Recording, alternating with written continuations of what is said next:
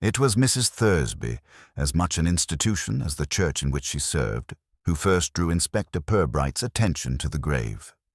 The matter, as she explained it over the telephone in a tone more commonly reserved for news of a blasphemy in stained glass, concerned a most improper irregularity in the lower quadrant of Flaxborough churchyard. She had noticed it while on her flower-arranging rota, the view from the vestry door having been spoiled by a piece of ground that had quite given up the pretence of being respectable. Purbright, who had weathered many such calls from Mrs. Thursby on subjects ranging from street lamp placement to the moral risks of brass-rubbing groups, allowed her to deliver her account without interruption. He gathered in due course that a patch of earth had sunk to the extent of suggesting a grave but bore no headstone, no marker, and, most damningly, no mention in the parish register.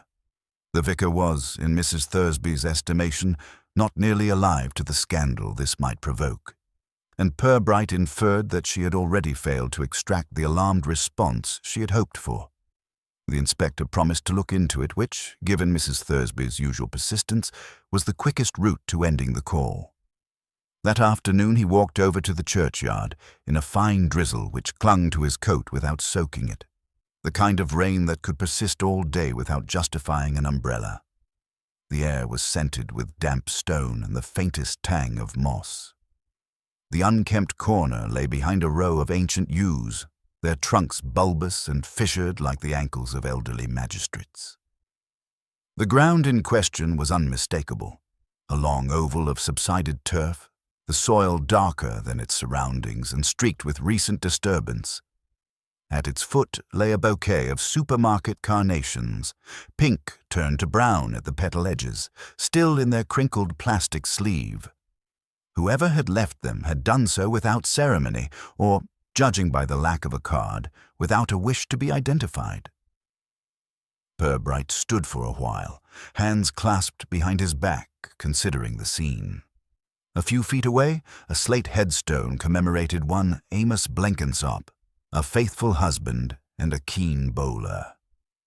There was something curiously impertinent about this fresh mound trespassing on the company of so well-documented a neighbor.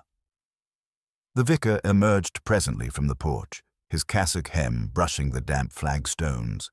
He greeted Purbright with the air of a man resigned to conversation, but hopeful it might be kept brief. "My dear Inspector, I trust Mrs. Thursby has not unduly magnified this, anomaly." "It is certainly an anomaly," Purbright said mildly, "though I imagine a harmless one if explained." The vicar adjusted his spectacles and sighed. "One hesitates to disturb the repose of the departed, whoever they may be, but I do agree the matter calls for some, clarification, preferably without troubling the diocesan office. Their enthusiasm for procedure can be rather exhausting." Purbright, who had attended several diocesan inquiries in his time, could sympathize. He suggested that, for the moment, they treat the matter as a parish concern. The vicar, visibly relieved, nodded agreement before retreating to the shelter of the porch. It was at that point Purbright noticed movement at the far gate. A thin figure in a creased raincoat stood beneath the lich gate, notebook in hand. The angle of the cap and the hesitant way he advanced across the gravel marked him as a junior reporter, most likely young Crampsey from the Flaxborough Citizen. Purbright raised a hand in friendly acknowledgement, but the youth, perhaps mistaking the gesture for a summons, turned on his heel and disappeared into the high street. Back at the police station, Purbright found the town clerk already installed in his office chair, dabbing rain from his trousers with a handkerchief. The clerk, Mr. Hargreaves, had heard, via channels never quite identifiable, that the press had taken an interest in our little ecclesiastical oddity. "I don't suppose you can just tidy it away," Hargreaves suggested, in a tone that tried to combine innocence with official gravity. "We must avoid, Inspector, at all costs, anything that might be construed as an unlicensed burial. There are implications. Legal ones? Good Lord, no. Reputational." Purbright inclined his head. You mean the sort of thing that gets into the letters page? Hargreaves coloured faintly. Exactly. Best to keep the matter contained. By evening, a sort of gentleman's agreement had been reached. The police would make discreet inquiries. The parish council would refrain from formal statements. The town clerk would prepare, in readiness, a brief note to the citizen affirming that no irregularity of a serious nature had occurred. The inspector, used to such collaborative evasions, said nothing to suggest this arrangement might be premature.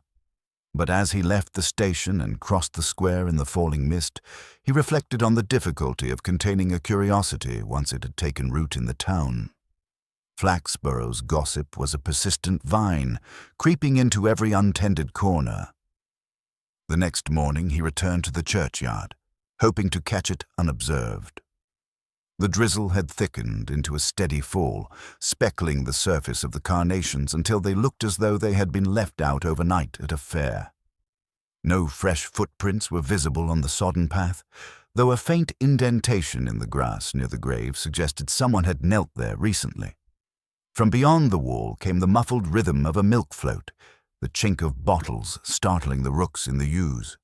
It was, Purbright thought, a scene entirely at odds with any notion of criminal enterprise. Yet something in the deliberate anonymity of the grave stirred a small, persistent itch at the back of his mind. He took a slow turn about the churchyard, noting the spacing of plots, the lean of certain older stones, the gradual encroachment of ivy. His gaze returned again and again to the unmarked mound, as though hoping a change in the angle might disclose its origin. The drizzle eased, allowing the pale sunlight to pick out the green threads of moss between the paving stones.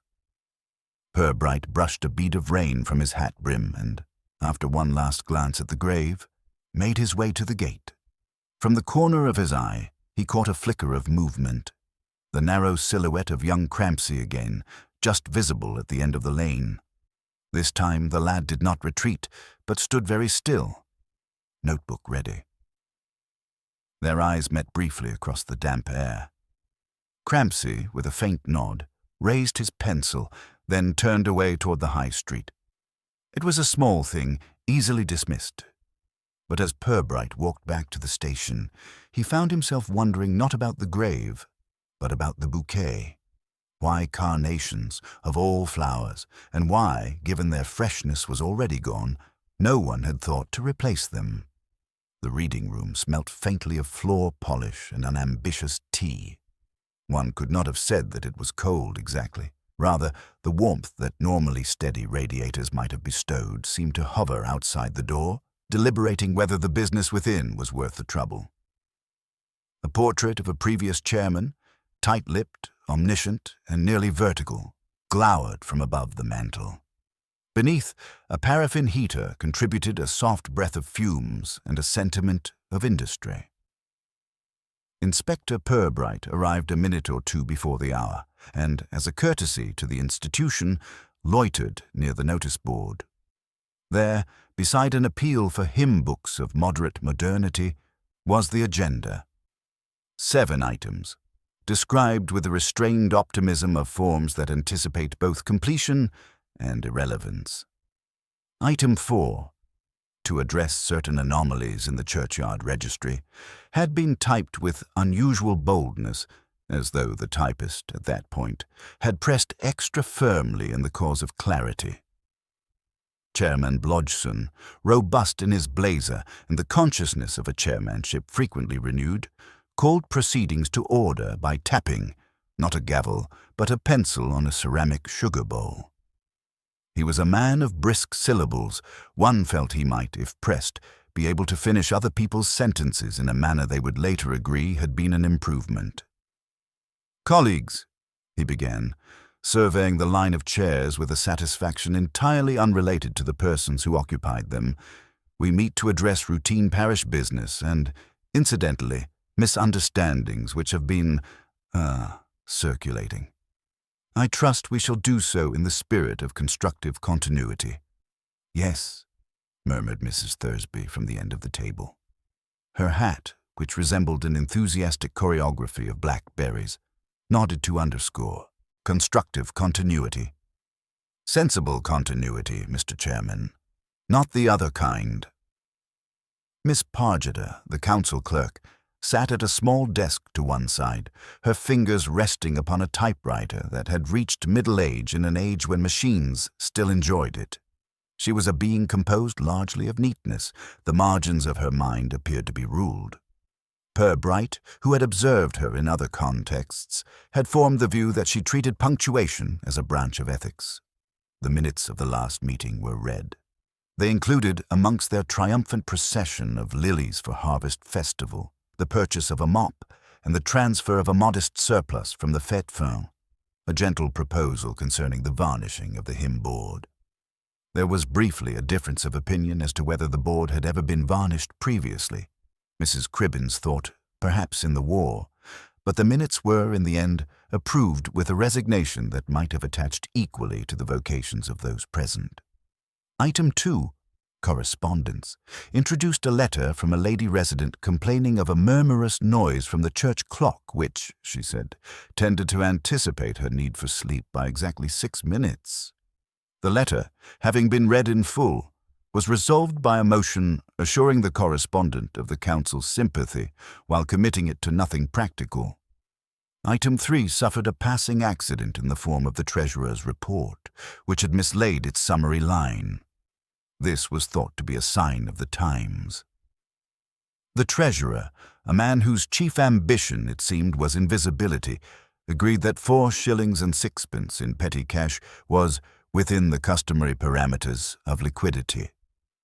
No one asked what the customary parameters were. Then came item 4. Chairman Blodgson straightened his papers to a perpendicular and smiled with a caution that suggested familiarity with fragile crockery. "Now," he said, "we must address, as the agenda has it, certain anomalies in the churchyard registry." Mrs. Thursby expelled a small, righteous breath. "Singular or plural, Mr. Chairman?" "If there are any at all, I should hope singular," said the chairman, "though I should like, at the outset, to make it plain that the matter has no moral dimension. We are dealing with a clerical oversight, if anything, and for my part, I would prefer that word in its administrative rather than ecclesiastical sense." Several heads inclined with relief. It is always better to have one's transgressions tagged with office stationery. "A grave," said Mrs. Thursby, "apparently without notice, improper because it is unlabeled, not because it is, irregular. Of course, it could be both." The vicar, present by custom as well as vocation, folded his hands in his lap and looked benignly at a patch of air just above Miss Pargeter's head. "The church's concern," he ventured, "is for orderliness of record, certainly, but also for the repose of whoever, if anyone, is at rest. We should avoid disturbance. Disturbance is spiritually counterproductive." "Quite," said Blodgson, eager to conclude the theological portion. "It has come to our attention that certain persons, most likely the press, may have, shall we say, misinterpreted the optics." He favored Purbright with an expression compounded of friendliness and entitlement. "Inspector, I dare say you have found nothing untoward."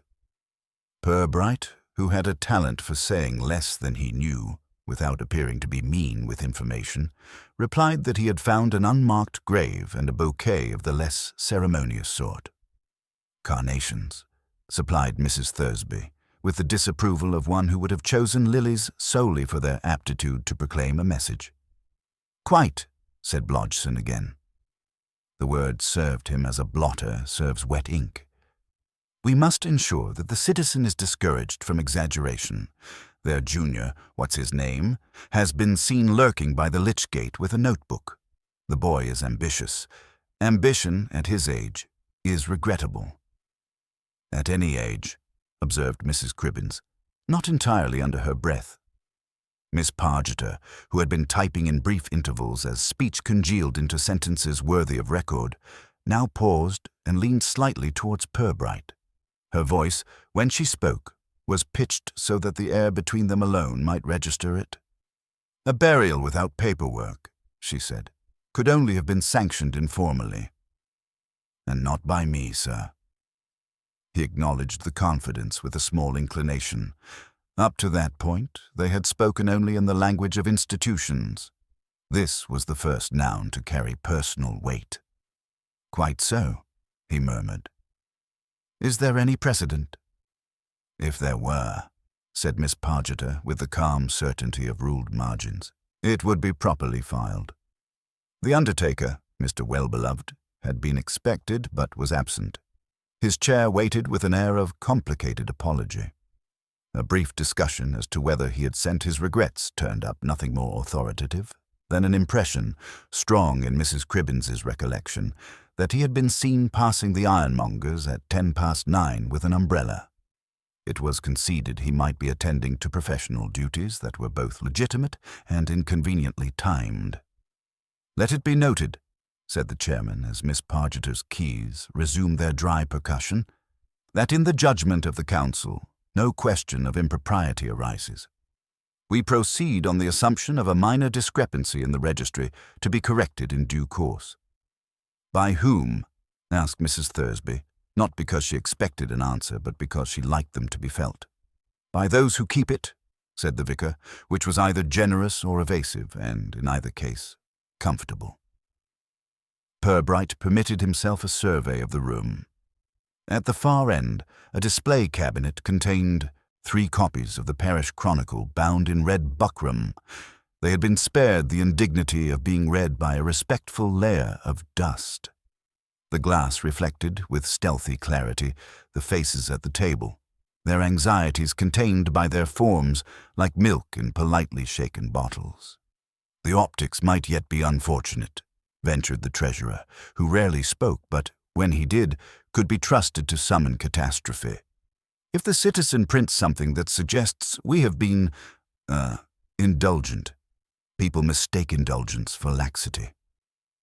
And laxity for sin, said Mrs. Thursby. Not invariably, said the vicar, though he considered the matter no further.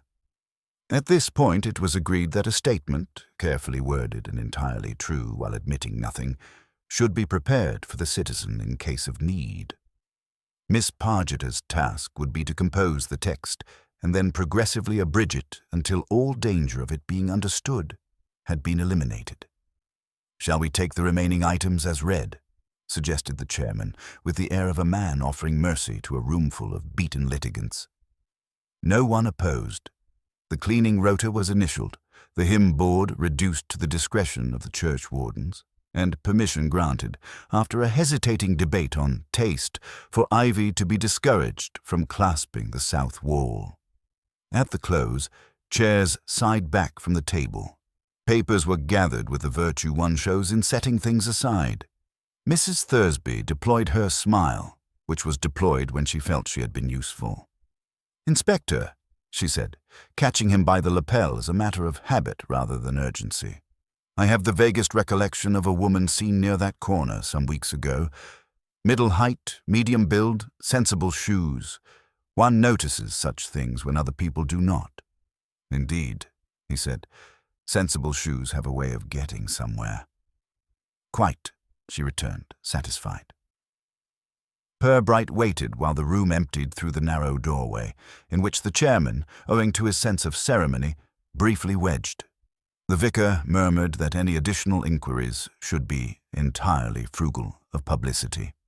The treasurer, securing his satchel as if it contained secrets rather than past petty cash, nodded to no one. Presently, only Miss Pargeter and Purbright remained. She removed the sheet of paper from the typewriter and inspected it with an expression not unlike compassion. Then, with a delicacy that suggested reluctance to cooperate in misdemeanor, she inserted a fresh sheet and began to type the official minutes. "Will you describe the discussion?" Purbright asked. "I shall describe the conclusion," she said, with the air of someone breaking bad news gently. "The discussion was prolix and contradictory." He considered this. "Then it would be accurate." "Accuracy of a sort," Miss Pargeter replied. She removed the page again and placed it, after a small flattening motion, into a manila folder. "You understand," she added, not looking at him, "that the council is occasionally improved by what it has not said." "The town as well," he said. She hesitated, then reached for a blotter pad which lay to the right of the typewriter. It was old and blotched, its surface cross-hatched by years of notes begun, abandoned, and resumed. With 2 fingers, she slid it aside and replaced it with a clean pad, as if cleansing the area for future virtue. The old blotter she placed into the bottom drawer of her desk with unnecessary care. Mr. Well-Beloved's absence was conspicuous, Purbright observed. "If he had attended," said Miss Pargeter, closing the drawer, "it would have been unnecessary to notice him." It passed for a joke, and he allowed himself a brief, respectful smile. On his way out, he paused by the notice board again. The agenda, still pinned, drew his eye. The items were numbered 1 to 7, but the typed figure beside item 4 had a faint twin shadow beneath it, as though a previous numeral had been struck and replaced. He could not have said why the alteration seemed important, perhaps because it implied rehearsal. In the corridor, a small table had been set for refreshments.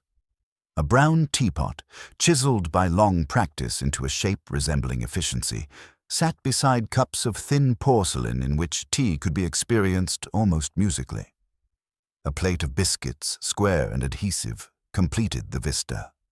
The chairman, discovered there with his back sensibly turned to the door, was stirring a cup with the guilty concentration of a man correcting a private arithmetic. "Ah, Inspector," he said without turning. "One takes sustenance when one can. You will, I hope, proceed with the lightest touch." "Lightness," said Purbright, "is the only tool permitted on church property." The chairman allowed himself to be amused. "Quite so. We should not like the impression to go abroad that this council, this parish, falls short in administrative decorum." "Let us hope the minutes will sustain that impression," said Purbright. "The minutes," replied the chairman with unusual frankness, "are the scaffolding by which the edifice remains presentable. One cannot live in scaffolding, but one appreciates its structure." Out in the square, the air had decided to be damp again without quite committing to rain. The citizen's window displayed in studied disarray last week's headlines and a poster for the forthcoming Amateurs Choral Society performance of Elijah.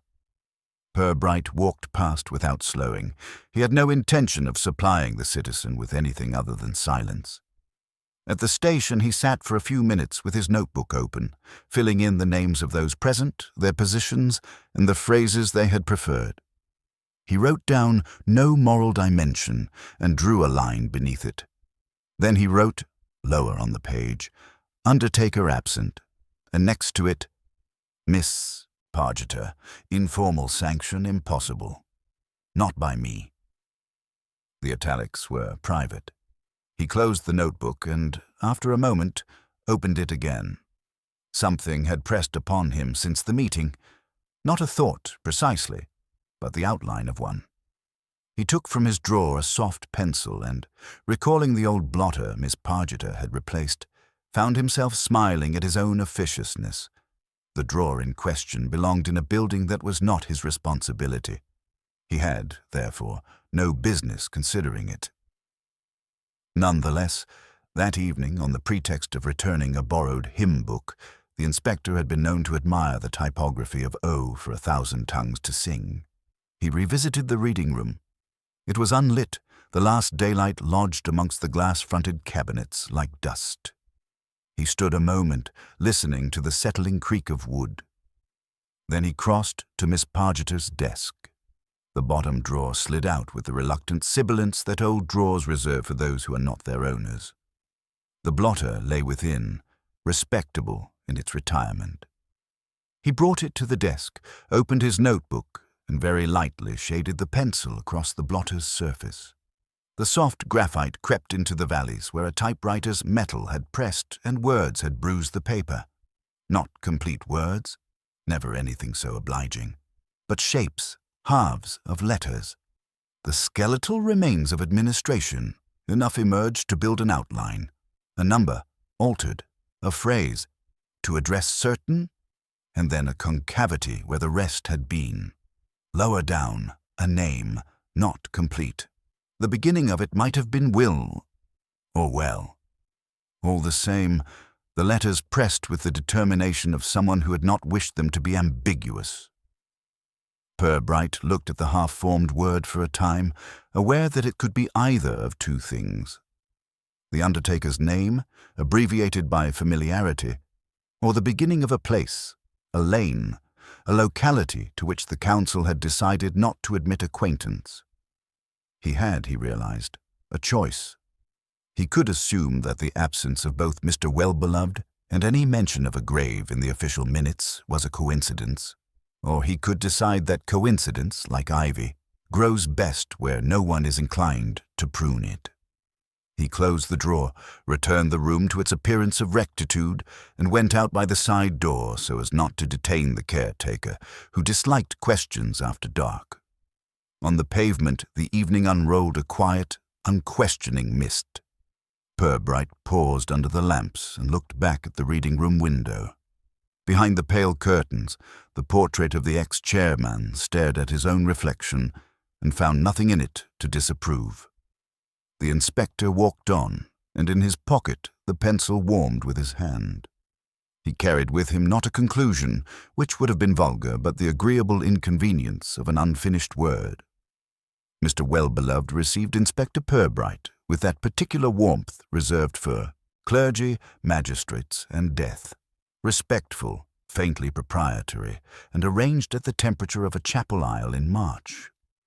The undertaker's premises, Wellbeloved and Son, funeral furnishers, complete arrangements tastefully executed, occupied a narrow frontage on the high street where velvet curtains, a potted palm of discouraged aspect, and a display of brass nameplates combined to suggest that sorrow in Flaxborough was conducted with decent upholstery.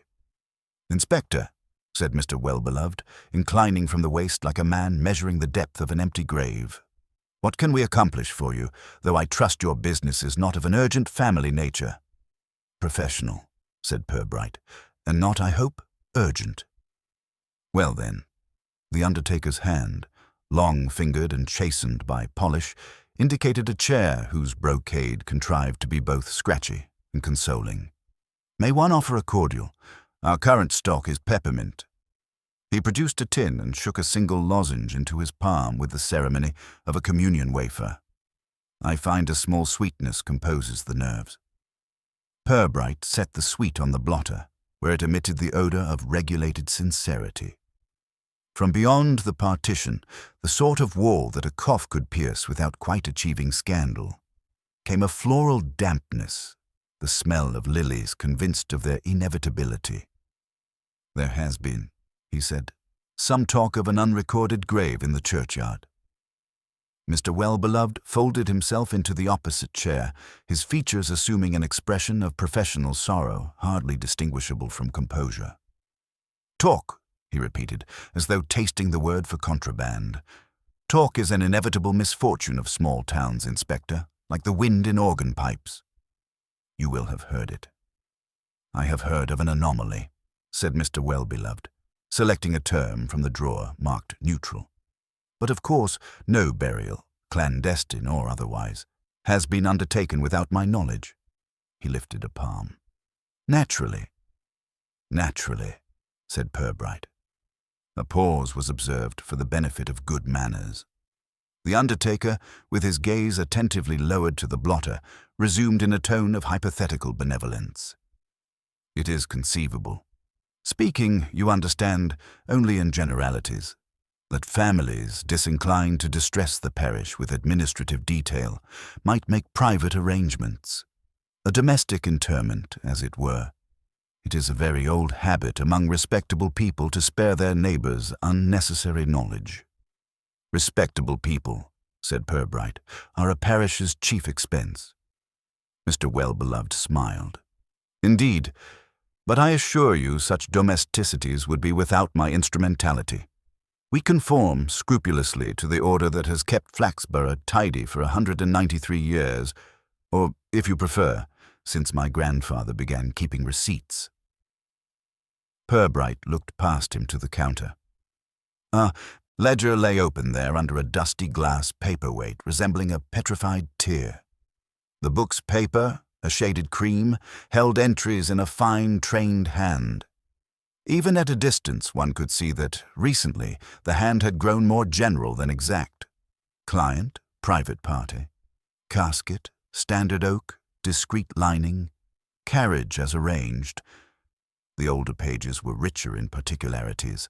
Addresses, denominations, the occasional parenthetical hymn board paid for by grateful niece. Your grandfather was lavish with detail, Purbright observed.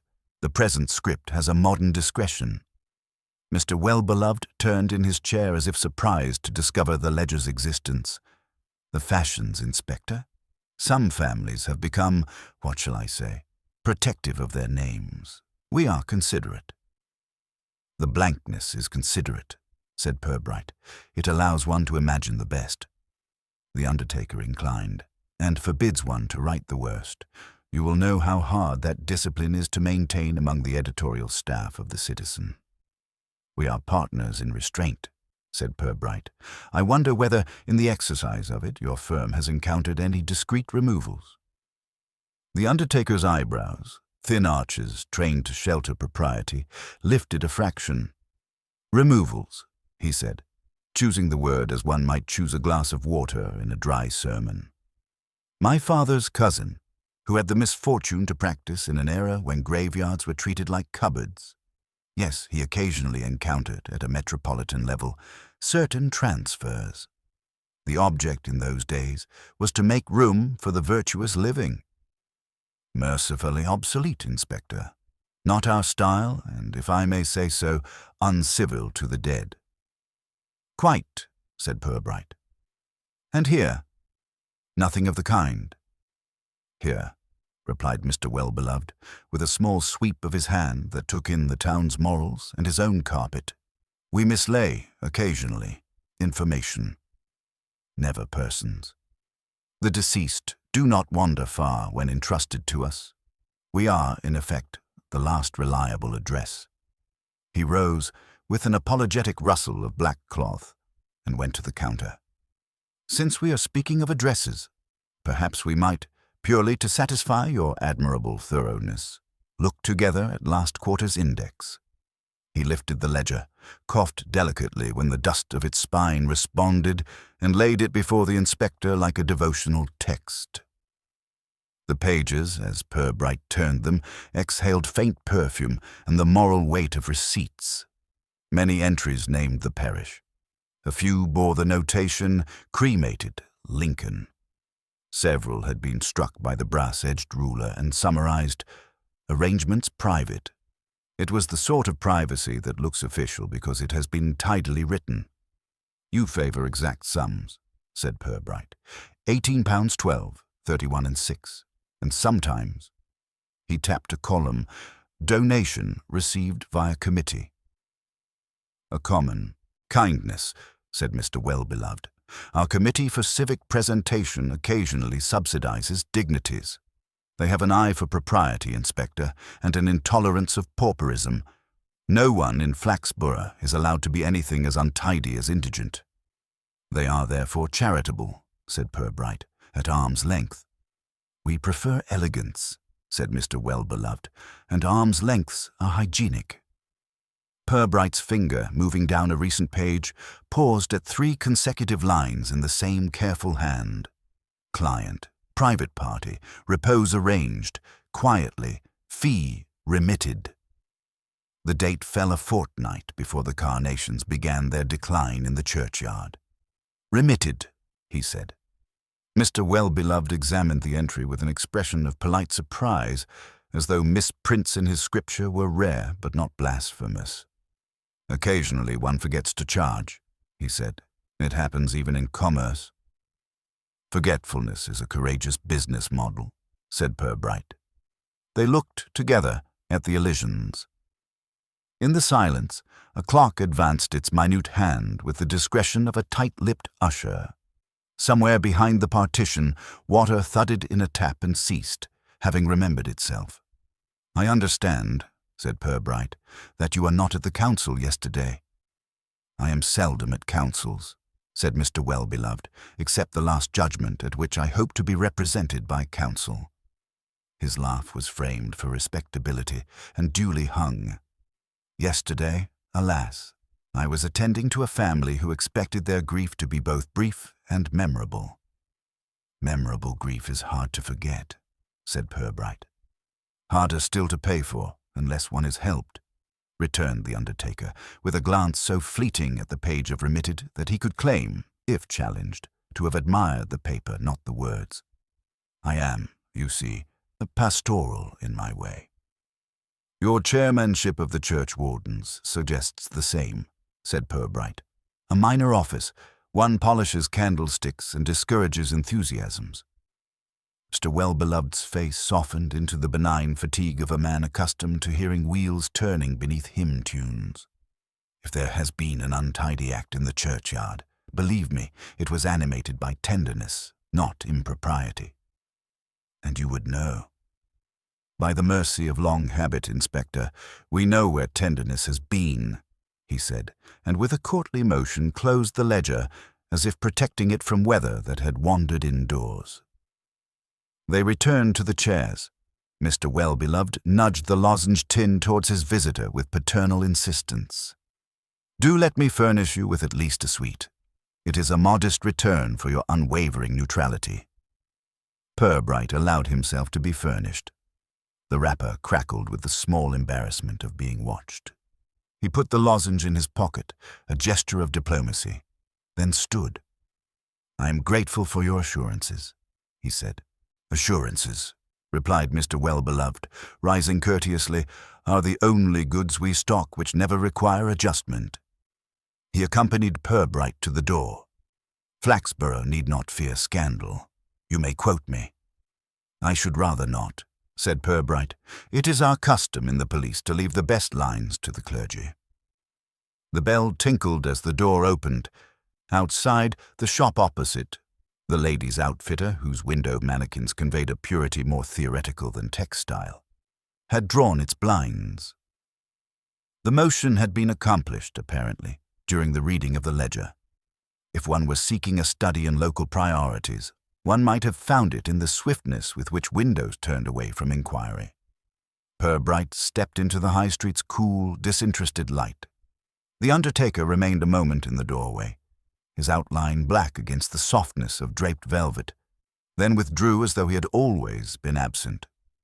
The bell, freed from purpose, returned to its little meditation. He walked without direction, as one does who has several destinations but no favorite. At the corner, the citizen's office window presented a display of typographical zeal and information that guaranteed to be out of date by lunchtime. Within, a young head, Crampsey's, tilted over a typed sheet. Purbright's glance was met and refused politely, like a second helping at a sober tea. At the chemist's, he paused. By the till stood a cylinder of peppermint lozenges with the same discreet label as Mr. Well-Beloved's tin, though the chemist had had the candor to add a small rubber stamp on the paper. Willow Lane Pharmacy. It was the sort of stamp that preferred to be unobtrusive, but, when seen, appeared to have been yearning for recognition. He took the lozenge from his pocket and looked at its wrapper. A faint, bluish rectangle, impressed but almost erased by handling, revealed the same stamp. He experienced that mild sensation of amusement particular to bureaucrats who find their instincts flattered by reality. Will had been in his notes, a fragment coaxed from Miss Pargeter's retired blotter. It had hovered between Well-Beloved and Willow Lane, undecided which was the safer company to keep. He replaced the lozenge in his pocket, resisting for once the urge to collect a specimen, and continued down the street. On the pavement he was arrested by the sight, no more than a second's performance, of Mrs. Thursby's hat its berries now solemn rather than celebratory, emerging from the side passage to well-beloved's premises. She saw him at once and contrived a movement both greeting and evasion, as if two civilities could be made to occupy the same space if one did not insist on detail. "Inspector!"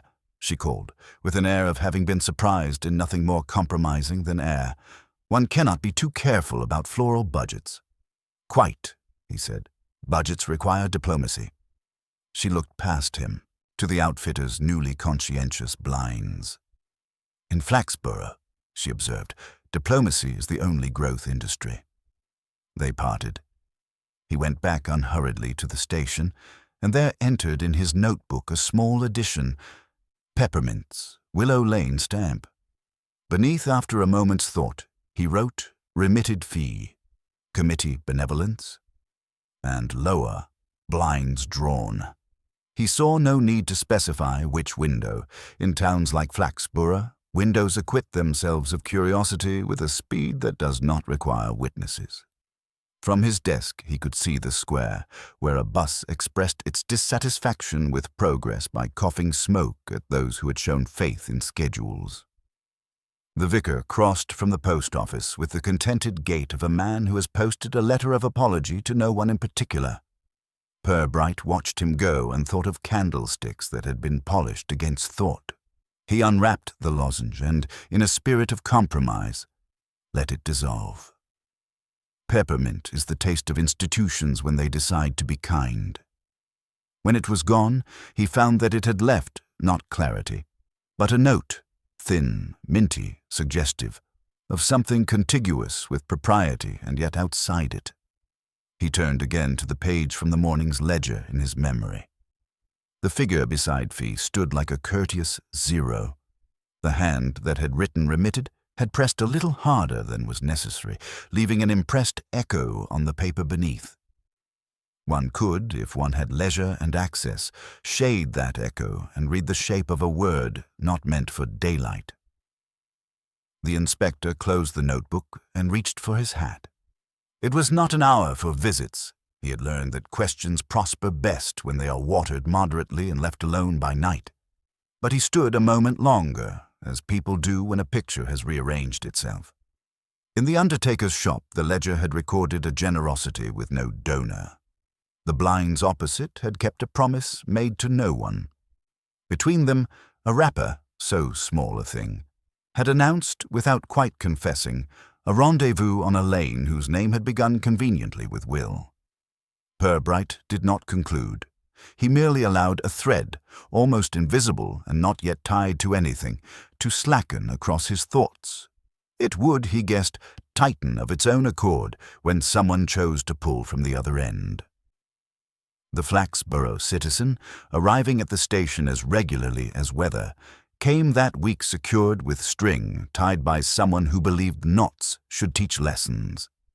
Sergeant Love, whose patience with parcels had improved since he gave up smoking, undid it with the air of a man coaxing a morale out of something stubborn. Out slid the usual litany. Jumble sales, a dog of indeterminate allegiance seeking a forever home. Minutes from the choral society rehearsing for Elijah, modestly triumphant, their conductor predicted. And between the advertising supplement and a report on the bishop's remarks about modern trousers, a plain envelope.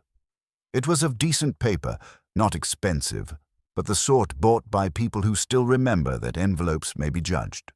There was no address, no stamp, merely the Citizen's masthead printed faintly on the corner, as if to say it had taken shelter there before choosing its destination. Love handed it to Purbright, who slit it with a visiting card. The paper inside held a single sentence, typed in a manner that suggested both care and self-importance. The grave belongs to one who did not belong here. There was no signature. The letters were a shade uneven. The G had a habit of dipping below its companions, as if reluctant to keep step. The whole page, when raised, offered a whisper of fragrance. Lavender, and beneath it that other scent common to freshly ironed fabrics, a faint, almost moral starch. "Anonymous patriotism," said Love, leaning in. or a parishioner who has discovered conscience at a mature stage. Purbright held the sheet nearer a window, as though daylight might supply authorship. The syntax is just sufficiently self-conscious to be local, he said. You could press your thumb on that clause and it would leave a mark. Love sniffed. Laundry, sir. Laundry that quotes. He turned the paper gently, considering the ghost of letters impressed upon the reverse. A typewriter, not a machine devoted to modernity, had hammered at it with enough conviction to bruise another sheet below. On the O, a tiny nick produced a crescent inside the circle. The ribbon had grown parsimonious. Some letters bore an economy of ink in their middles that modernism would call distressed if it happened to trousers. Library, perhaps, Love offered. The public one. Their notices always look as if they've gone through the wars. The library tends to prefer rules to wars, said Purbright, but the effect is similar. He slid the note back into its envelope and laid both on his blotter, where they sat with the complacency of things that have done their work. Love, with a pencil, circled the sentence as though marking a passage to be read aloud in a quieter age. What do we make of it, sir? That we have a writer who believes the town understands italics, and that not belonging is considered a greater crime than dying. Shall I ask the citizen how it arrived? Do. They will tell you anything designed to look unhelpful. Love set out, hat exact, stride careful. He had a way of moving through the square that implied no one need trouble themselves to notice. In his absence, Purbright sealed the envelope into a plastic sleeve as a concession to the forensic sensibilities of departments which, had they been consulted, would have demanded a helicopter. Then he wrote, in his notebook, 2 lowly lines. Anonymous.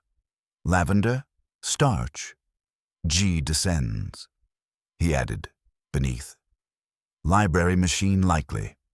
Ribbon mean. Love returned in due course with news of the sort that takes pains not to be new. Left on the counter, he reported. Young Crampsey says he found it under the classifieds at 9:10.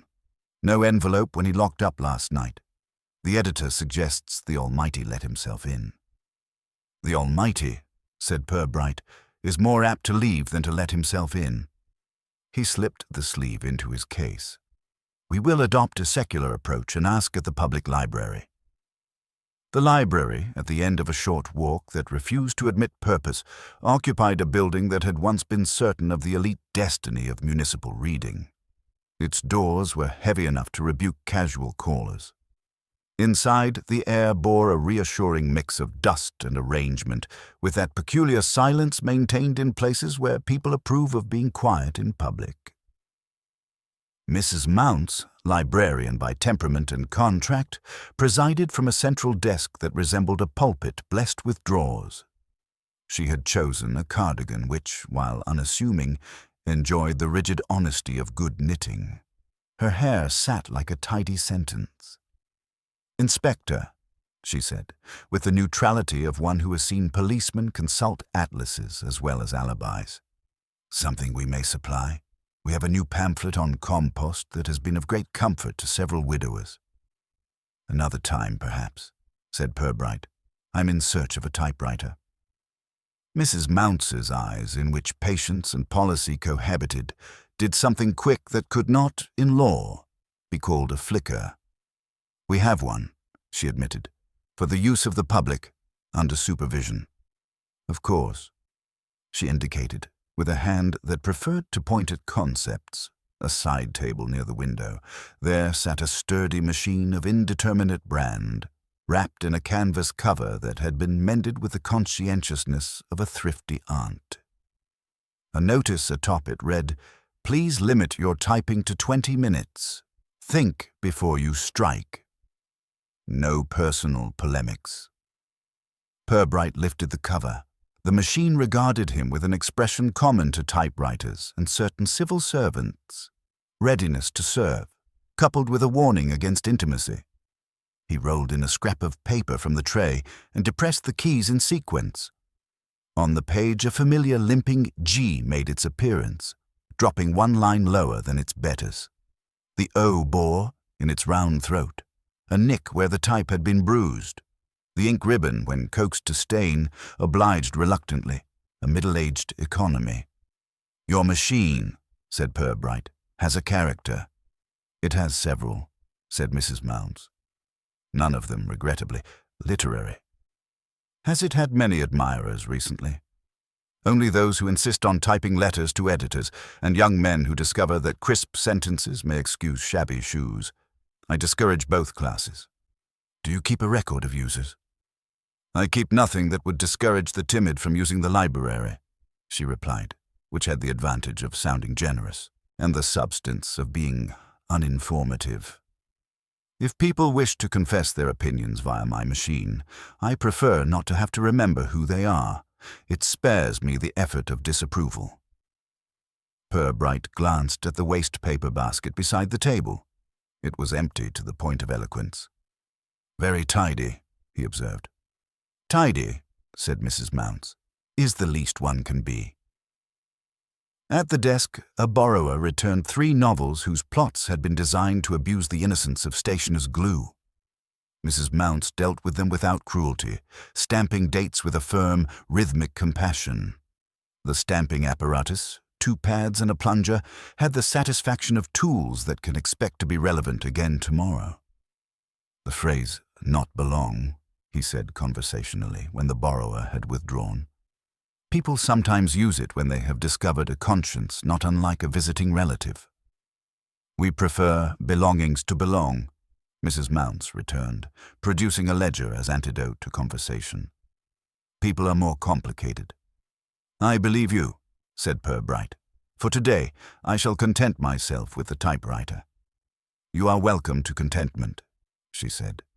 "It is what we stock in the largest quantities." He asked, as if the thought had just dressed itself, whether there might be a book on burial customs, Victorian preferably. Something to instruct a layman in the historical tidiness of death. "We have Binding the House of Mourning," said Mrs. Mounds without needing to consult a shelf. "A thorough, rather pompous guide to funereal conduct, mid-century. Popular in its day, among families with staircases." "That will do." She fetched it with the respect one bestows on a book that has overestimated its own seriousness and survived. The volume had been rebound in the local style, green buckram, gold title giving off an air of achievement. Inside, the paper had yellowed into something akin to toast. A faint, persistent scent of lavender clung to it, as if the book had been kept in a drawer among linens that remembered rules. "We will need your signature," said Mrs. Mounds, producing a borrower's card that had begun life as something else and been persuaded into this career by a stern hole punch. "We operate on trust and small penalties." He signed, with the calm of a man unlikely to default. She stamped the due date, 2 weeks hence, with the gentle finality of an old judge. As she slid the card into its sleeve, the corner of a previous notation, now erased, offered a pale, stubborn hint of letters. A. Her. The remainder had been rubbed to modesty. "Frequent reader?" he asked, glancing at the ghost of the name. "We do not comment on devotion," said Mrs. Mounds. "It discourages the devout." He closed the volume and thanked her. She inclined a degree at which gratitude remains within regulation. Out in the reading room, he passed the notice board. A freshly typed sheet. Bar announced, "Silence encourages memory." In the second word, the G sagged, its little tail trespassing upon the line below, as though the letter had forgotten where its place was. He looked back at the machine by the window. It sat very still under its mended canvas, pleased with its influence. He left the library with his book under his arm, a propriety no one found it necessary to remark upon. The High Street had decided upon a thin sunlight. At the Citizen office, young Crampsey paused, saw, and returned to his typing. It was a courtesy that looked like shyness. Across the way, the ladies' outfitter had, perhaps out of fatigue, restored its blinds to half-mast. The undertaker's curtains had not moved. Somewhere, a clock proposed a quarter hour and met no objection. back at the station, Love had arranged on the desk the materials of a mild puzzle: envelope, sleeve, and a slip from the citizen's counter signed by the boy who had found it. Love possessed a competence with paper that suggested, in earlier times, he might have done well with quills. "No fingerprints," he reported, cheerfully thwarted. "Smell of soap? The better sort." "Lavender," said Purbright. "Laundry, then?" Purbright sat binding the House of Mourning beside the envelope. It occurred to him that someone had wanted two things at once: to belong enough to be understood, and not so much as to be blamed. He opened the book and found, at the title page, a pressed strip of something brown and delicate. It detached itself, no more than the shadow of a petal, and fell onto the blotter with the noiselessness of an unconfessed thought. Love leaned over, bit of leaf. "Carnation," said Purbright. The word tasted of supermarkets and the sort of sentiment that can be purchased without occasion. He lifted the strip to his palm. A faint powder came away, impersonal as chalk. "Someone put flowers in a book about funerals," Love observed. "That's either tidy or sentimental." "In Flaxborough," said Purbright. "The distinction is largely stylistic." He turned the page again. The book had been consulted recently. The gutters held the memory of a thumb that pressed a fraction too firmly. A speaker at the back of the room might have been audible to that reader, but not listened to. In the margin of a chapter entitled "On Preventing the Vulgar Curiosity of Crowds," a faint impression remained where a pencil had begun a word and then revisited prudence. The first letter might have been W. It might just as easily have been an ambition. He closed the book and sat back. On his blotter, the envelope waited, patient as a rector at a tea. The sentence inside it, "The grave belongs to one who did not belong here," resumed its small work, insinuating the town's vocabulary into the matter as though adding a gloss from the parish chronicle. He remembered, without effort, the stamp on the peppermint wrapper in his pocket from the day before. Willow Lane, pharmacy, library, lavender, lane, a modest geography. "Shall we speak again to the vicar?" Love asked. "In due time," said Purbright. "Clergy prefer to be consulted after the facts have declared themselves. It allows them to maintain their impartiality with accuracy." He placed the petal back between the pages and closed the book upon it, as one might replace a thought in a drawer. Then he rose, for no reason that would convince a busy man, and walked once more to the window. Across the square, a woman in a sensible coat paused to consider the church notice board. After a time, she moved on, as people do when there is nothing to see that will not be improved by being later. Purbright returned to his desk and, without urgency, drew the envelope back towards him. The scent had receded into the fibers. Starch, by contrast, remains devoted to duty. He took up his pencil and wrote, beneath his earlier notes, "Library machine confirmed. G. Lame. Notice board prints same defect. Book scented. Pressed carnation." He stopped, then added, almost as an afterthought, "Borrower, ghost, a her." Erased. He read the line twice, not because it was conclusive, but because some lines resist being read only once. Outside, the hour accepted itself. The day made a modest claim to be useful and allowed the claim to pass unchallenged. When he put the pencil down, it came to him that anonymity, like lavender, is most effective when applied discreetly. The envelope had been meant to stir without revealing. The typewriter had done the town's cautious shouting for it. The book had been used as a drawer for a petal rather than a resource. All this formed a kind of courtesy. Courtesy, in Flaxborough, is how secrets take exercise. He opened the drawer to replace the envelope and, in doing so, noticed, more than saw, that the peppermint wrapper there, folded once, had taken on a new scent from its neighbor. He held the drawer open a second, listening to a thought that had not quite introduced itself. Lavender and mint together produce a smell that suggests a house in which things are put away, aired on Thursdays, and never discussed on Sundays. It is a fragrance of rectitude.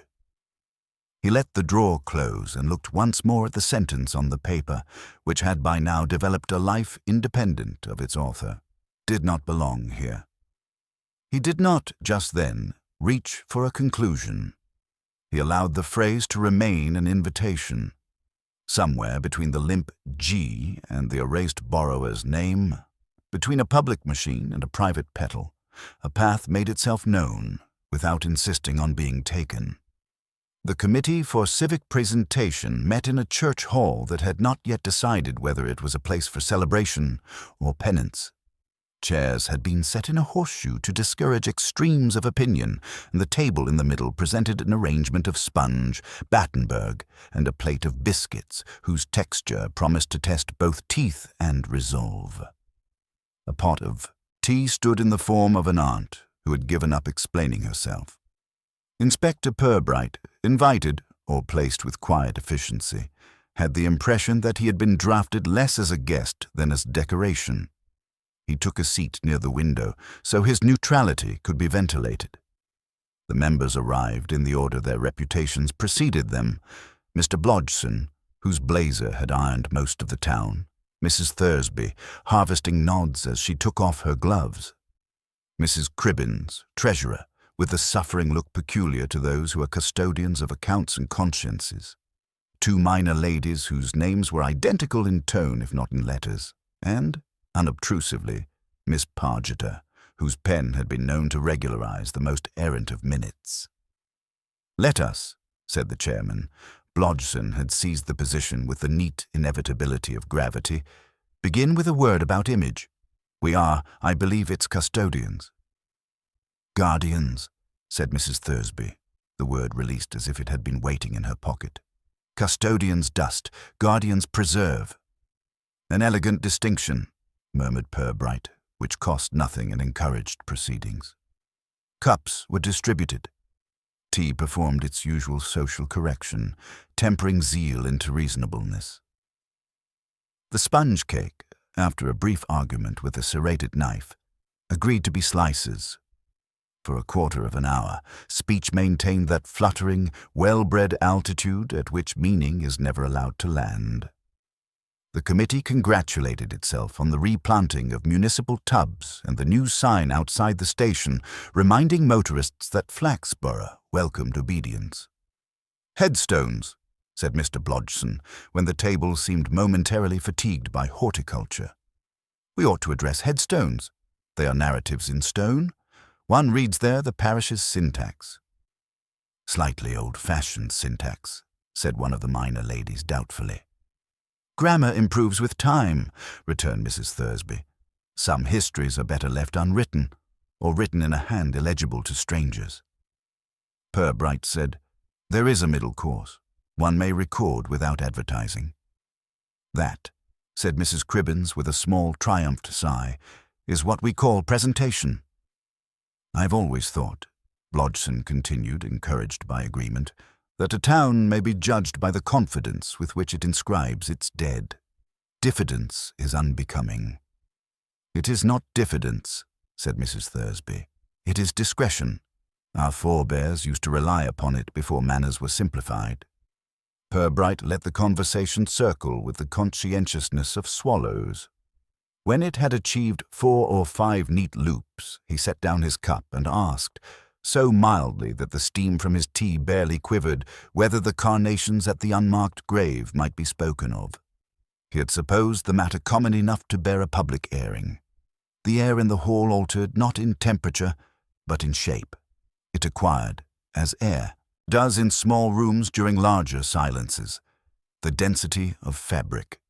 Then such phrases as can be put between crockery were produced. "Oh, those," said one minor lady, with an expression similar to a folded napkin.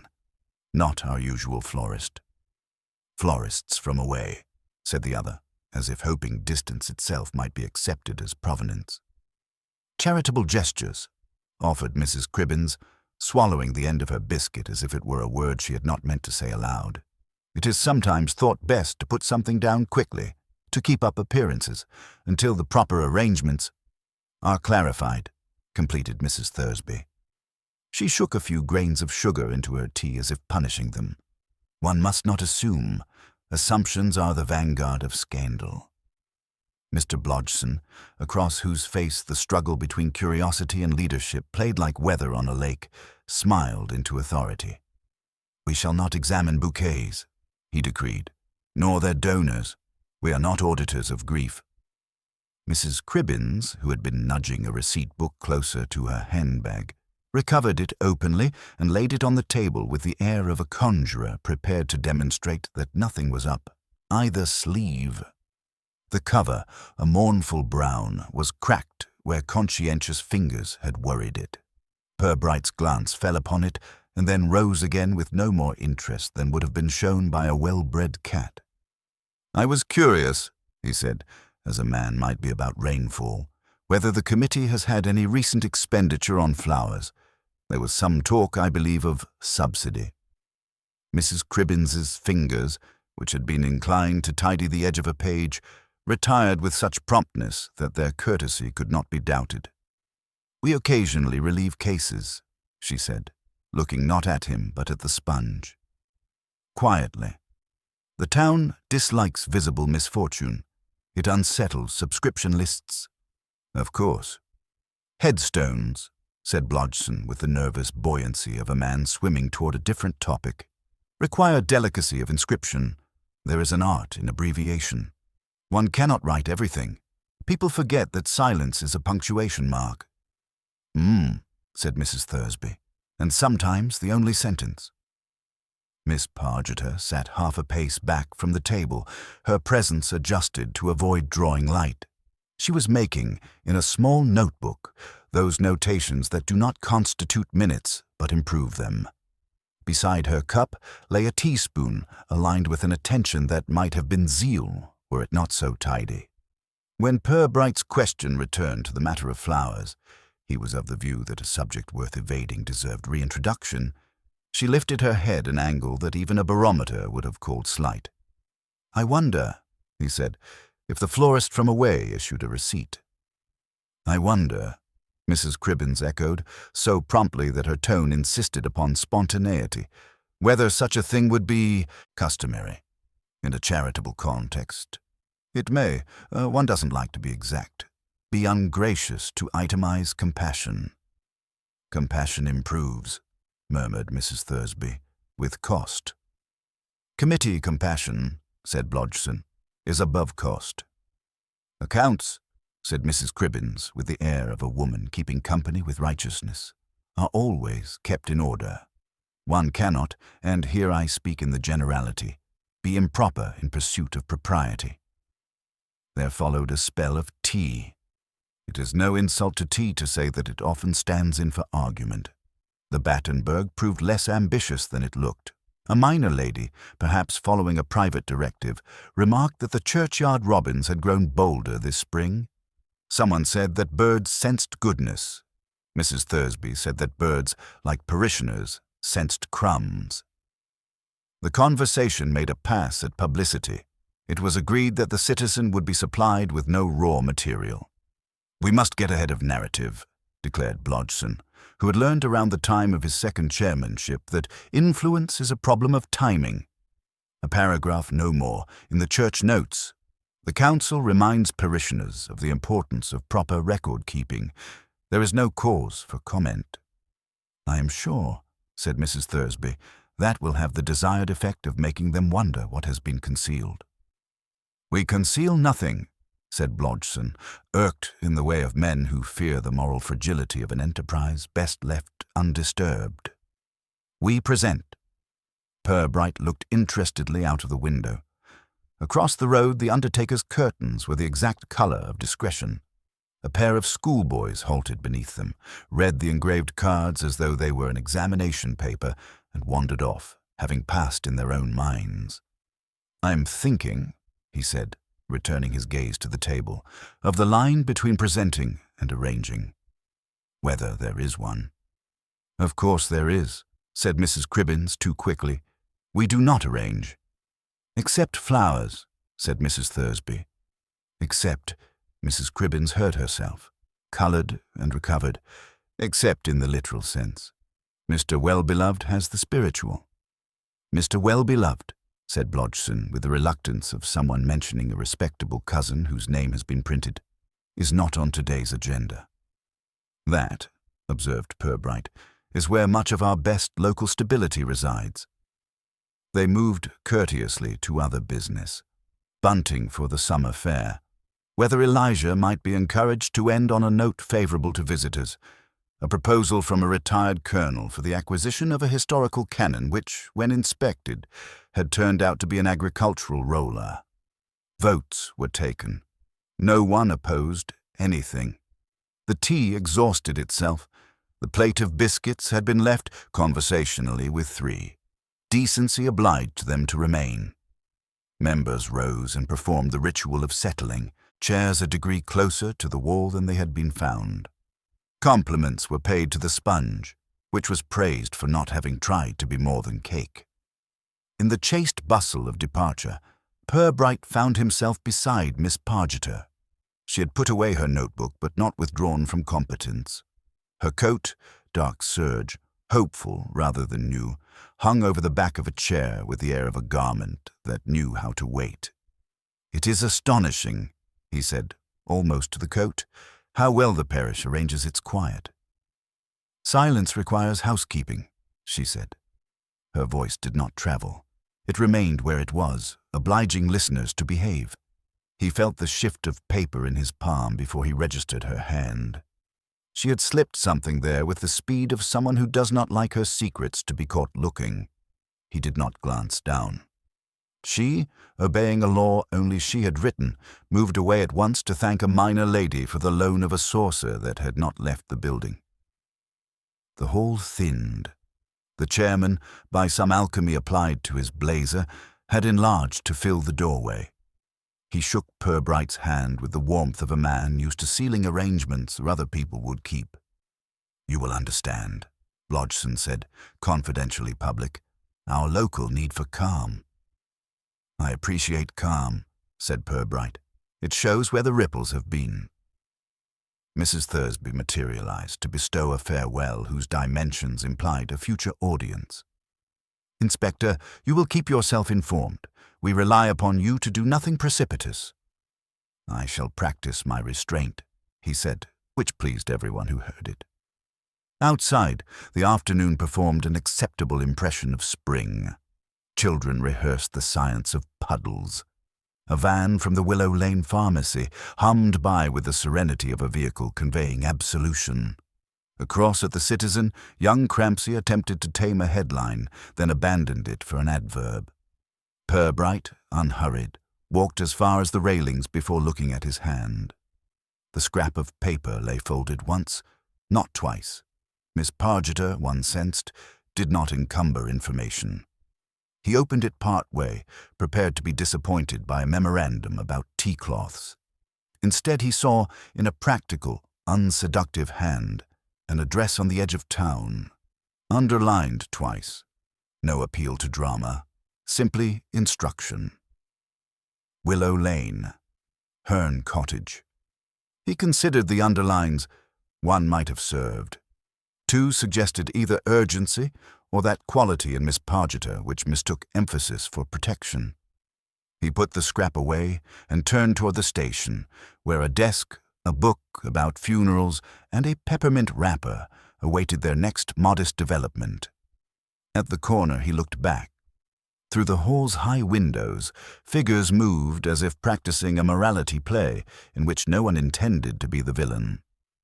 Mrs. Cribbins came briefly into view, holding her receipt book open as though consulting a psalm, then closed it quickly when she realized she was visible from the street. The gesture was not theatrical.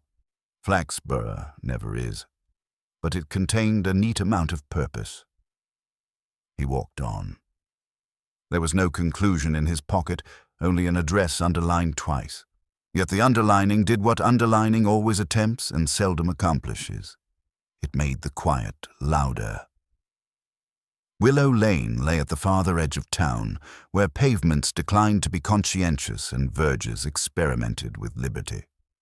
The houses had not been built to boast, they had been built to accumulate.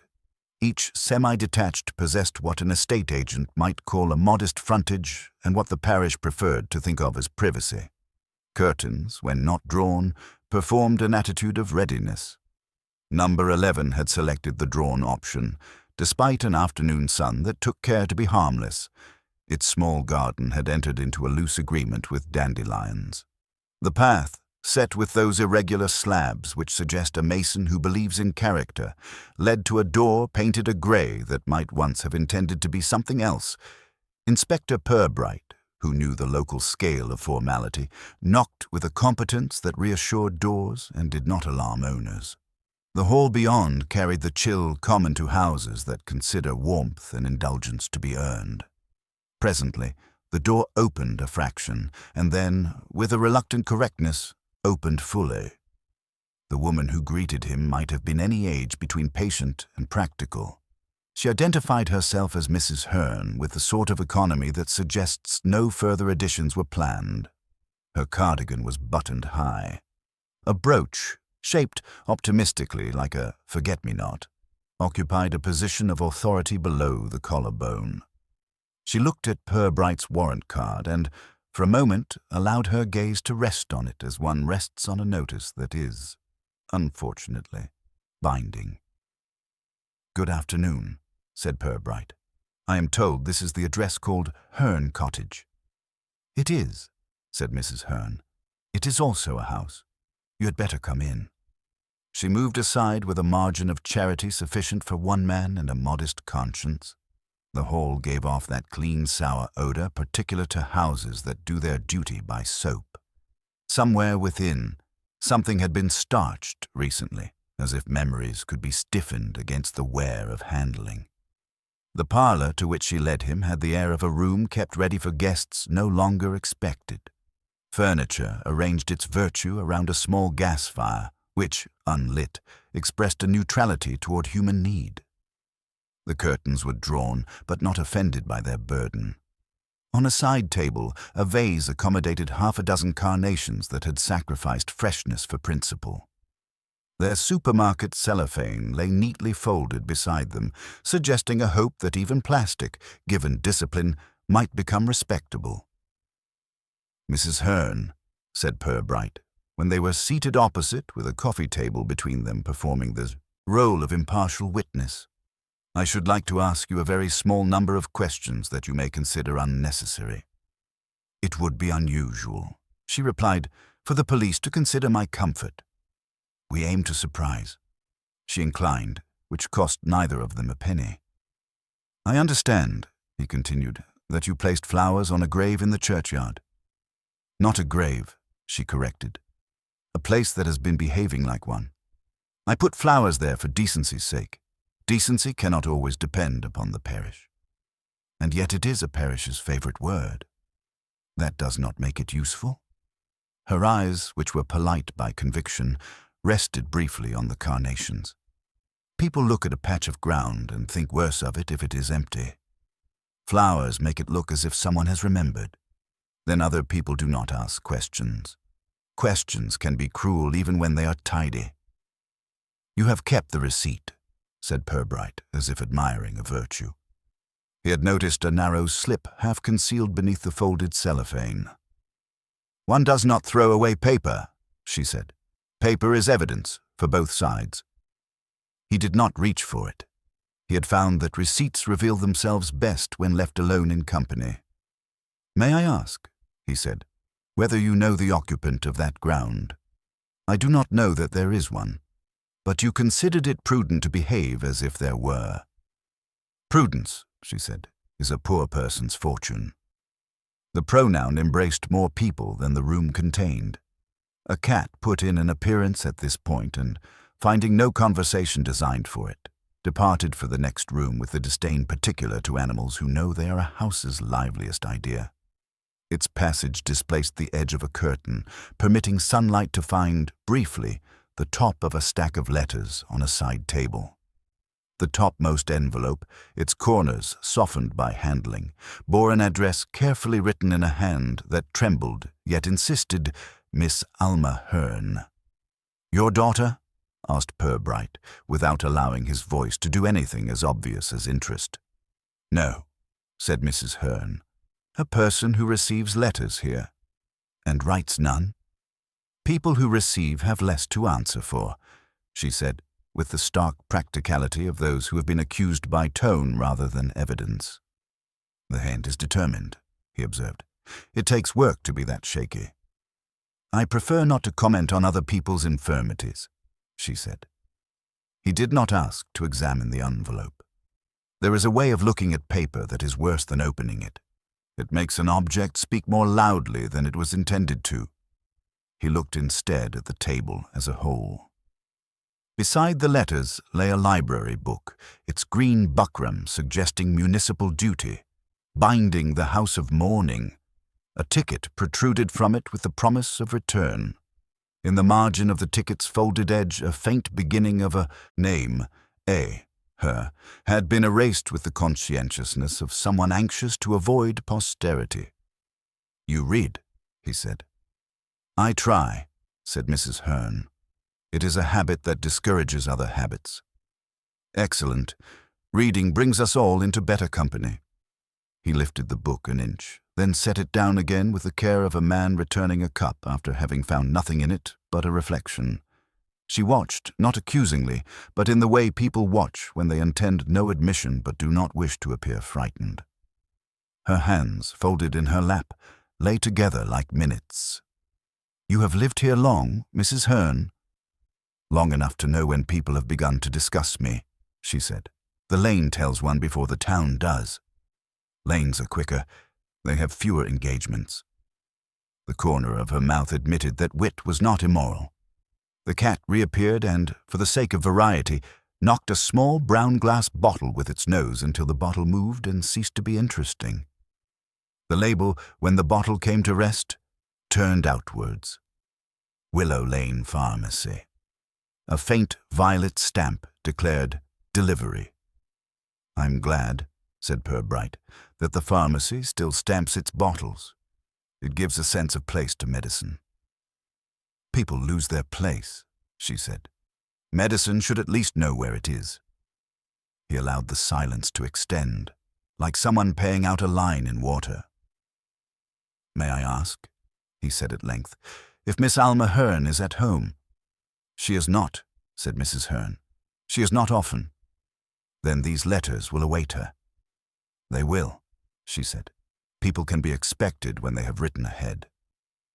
He looked toward the door, which did not intend to admit anyone, and then at the clock, which supported a sentimental verse about time and healing. Clocks are often made to be tender. The effect upon time is not noticeable. "I do not wish to trouble you about arrangements you may not have made," he said, rising, and was not asked to sit again. "One last small question." "If small," said Mrs. Hearn. "The carnations. Did you purchase them on your own behalf?" She considered economy. "I paid for them." "Ah, payment declares interest." "Interest declares nothing," she returned. "But I do not like empty corners." He inclined gratitude. She showed him out with the well-worn politeness of someone treating hospitality as compulsory education. In the hall a coat hung with the desolation of garments that have been promoted from use to memory. On the sill beside the door a small heap of pegs lay like a compromise between necessary and excessive tidiness. At the threshold she said, "Inspector, you will please not bring me into it." "I will bring no one in before they arrive," he said. "People do not always notice their own entrances," she replied, and closed the door with the gentleness of a person who will not slam even in victory. Outside, the lane performed its quiet trick of being unobserved. It had not been designed for witnesses.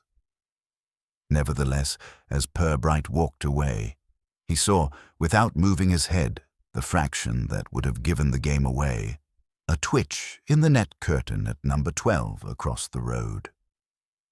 The twitch ceased when acknowledged, as if embarrassed to have behaved like a verb. He continued to the corner and turned back as a man will who has forgotten nothing but would like to make it appear otherwise. The window at number 11 remained closed to possibilities. A sparrow practiced a vow on the gutter. He found, when he put his hand into his pocket for no reason, that his fingers had encountered the peppermint wrapper he had saved as one saves foreign coins of no value. The faint rubber stamp, Willow Lane Pharmacy, had suffered from being carried. It yielded now only enough impression to persuade a mind already convinced. Lavender from the anonymous envelope had clung to the wrapper. Together, the scents produced an idea of linens ironed in rooms where peppermint had been given as a kindness. He walked back toward the square. The air there had entered one of its moral periods. People took up positions behind their days as if they were counters on a board. A van from the Citizen stood with a door open, breathing news. The undertaker's curtains across formed the exact line between presentation and mere fabrics. At the station he wrote, without using words that would accuse him later, Herne Cottage, curtains drawn, lavender. Letters to Miss Alma Herne, shaky, persistent, binding the house of mourning on table, borrower mark erased. He added, pharmacy bottle, stamp, delivery. He looked at the list and drew a short line beneath delivery, as if underlining might compensate for ignorance. He thought again of the stack of letters. The top envelope's handwriting had not been that tidy insistence associated with parish committees. It had the urgency of someone persuading their own hand. He had read no return address. It would have been impolite. But the paper had been of a sort one buys from seaside stationers, who sell the idea of correspondence with shells, printed discreetly on corners. Or perhaps he had imagined the shells because of a remark he was not yet willing to attach, that a convalescent home on the coast had recently suffered a dispute over ownership and an absence of next of kin. He closed the notebook and, after a moment, opened the desk drawer where the anonymous envelope, preserved with a solicitude out of proportion to its claim on literature, resided in its plastic sleeve. He touched it as one touches glass in a museum. The sentence within did not change. The grave belongs to one who did not belong here. He had begun to suspect that grammar, the only virtue that insists upon itself without evidence, might be doing some of the work. Before he put the notebook away, he added, almost as an apology to the page for not having more to offer it, opposite number watching, net curtain acquires a conscience. Then, lower, an afterthought without a verb. Alma, Miss, Mrs. Herne, Mrs. He regarded the nouns for a while, as people regard photographs of relatives once placed together and now more comfortably separated. The clock in the corridor proposed 5 o'clock and received no dissent. Purbright rose, set his hat on the chair back, and sat again. To go anywhere in a hurry would have been to admit intention. In the quiet that follows a line written and not improved, he noticed faintly the scent on his cuff acquired from the parlor air at number 11. Starch and something that had the humility to be called clean. He remembered, with the mild surprise of a man finding a penny where he had hoped for none, the receipt under the cellophane that he had not examined. It had been folded with thrift. He had seen, in the fraction of an instant allowed by courtesy, a penciled word on it. The hand had been neat without being educated. The word looked as though it might have been remitted. He did not get up. He wrote nothing. He adjusted the angle of his pencil by a degree that mattered to no one. The chapter of his day closed of itself, not rudely, with the smallest of questions, whether in a house where letters addressed to a miss had taken up residence with a Mrs. Money had lately been unaccepted for a reason other than kindness. Broadbent's greengrocer enjoyed the kind of prosperity that never boasted. It arranged itself, apples polished to an ethics lesson, cabbages meditating in green, at the very corner where the high street decided to trust people on foot. A hand-lettered sign, which appeared to have been painted in a mood of mild satisfaction, said "Cash, please, though we remain hopeful." Behind the counter, Mr. Broadbent occupied a white coat that conveyed a message of hygiene as well as of proprietorship. He had perfected that genial opacity common to tradesmen who know their customers' business and prefer to discuss carrots. Inspector Purbright, having remembered that marmalade, like morality, is an annual undertaking, stood in the queue with 2 pounds of Seville oranges, in the expression of a man who will not compete for attention with fruit. In front of him, the morning's gossip arranged itself into phrases that pretended to be incidental. "It is the niece," said one of Mrs. Thursby's contemporaries, a lady in a hat that improved upon rainfall. "From the coast." "Quite," sighed the other. "One hears such things and hopes not to be obliged to repeat them." "Especially in a queue," said the first, with the righteousness of discretion. "It was the will, you know. Dreadful business with the will." "Dreadful," agreed the second. "Pleased to have met the standard of confirmation. They can be written in such hurtful good taste." Purbright, who possessed the faculty of hearing without having to look interested, examined a crate of tangerines that had once been a box for bathroom tiles and now bore the romantic title Sunset. The ladies resumed after a pause in which they practiced not noticing him. "The niece had no business," said the first, announcing herself after the event. "Some families prefer to let events remain where they took place." "Events," said the second, "have become mobile. I blame motorways." "Motorways," said the first, having acquired a topic of elevated blame, "encourage nieces." At this point, Mr. Broadbent, who disliked hearing money mentioned except in the form of payment, interposed himself by asking whether anyone fancied the last of the Seville oranges. He believed in clearing his stock before nature took offence. The ladies, catching sight of Purbright's paper bag, discovered an urgency about shallots and agreed to be finished. As they moved aside, one saw the inspector and pulled her face into a smile designed to resemble civility from a distance. "Inspector," she said, producing with impressive speed a remark about the unpredictability of marmalade. "It is not what it used to be." "Nothing is," he said. "We try not to take it personally." They fluttered away with relieved haste, as people do who feel a benevolent government has decided to postpone their tax. Mr. Broadbent rang up the oranges and, with a bagger's concentration, folded the top of the paper parcel into the sort of triangle that makes one feel the world is out of danger. "Busy season," he said, as though the church calendar consulted his shelves. "Everyone wants Seville, then no one wants Seville. Dependable, up to a point." "Dependable," said Purbright, "is the only quality that disappoints slowly." He paid, received his change wrapped in a sliver of paper torn from an invoice, and stood aside to let a gentleman in a tweed hat purchase 2 tomatoes with the gravity of a man committing to courtship. On the way out, he paused to look at the small notice board near the door where the town posted its wants. There was an offer of piano tuition, an advertisement for an extra pair of hands on Fridays, and, pinned higher than seemed necessary, a card that read, "Spare room, quiet tenant preferred, references required." The handwriting was that tidy insistence once taught in commercial colleges. Someone who had practiced being clear at a time when it was thought useful. As he stepped back into the square, he unfolded the coin sleeve without ceremony and glanced at the underprint. "Seafort Convalescent Home. Accounts. Disbursements." The corner carried a telephone number with the exchange name printed in a font convinced of its own authority. The paper had been sliced from the bottom, the remnant of a line marching across it.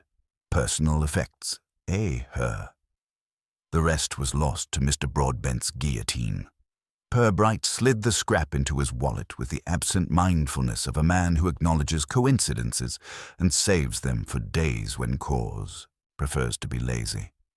Then he turned back into the shop and, with an apology that cost nothing and soothed everyone involved, bought a small cabbage. Mr. Broadbent rewarded him by including a free sprig of parsley, a gesture always accompanied by the expression of a pope making a saint. "Anything to report?" he asked Sergeant Love later, when both had settled into the station's way of considering time, that it is there to be spent on thinking until visitors arrive. Love supplied the day's neutrals.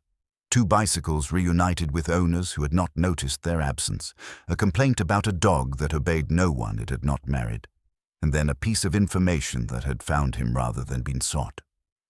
Mrs. Hearn's late husband, he said, was caretaker at a seaside convalescent home, Seafoot small place by the sound of it, charitable when convenient, then sold last month after an argument about who owned what.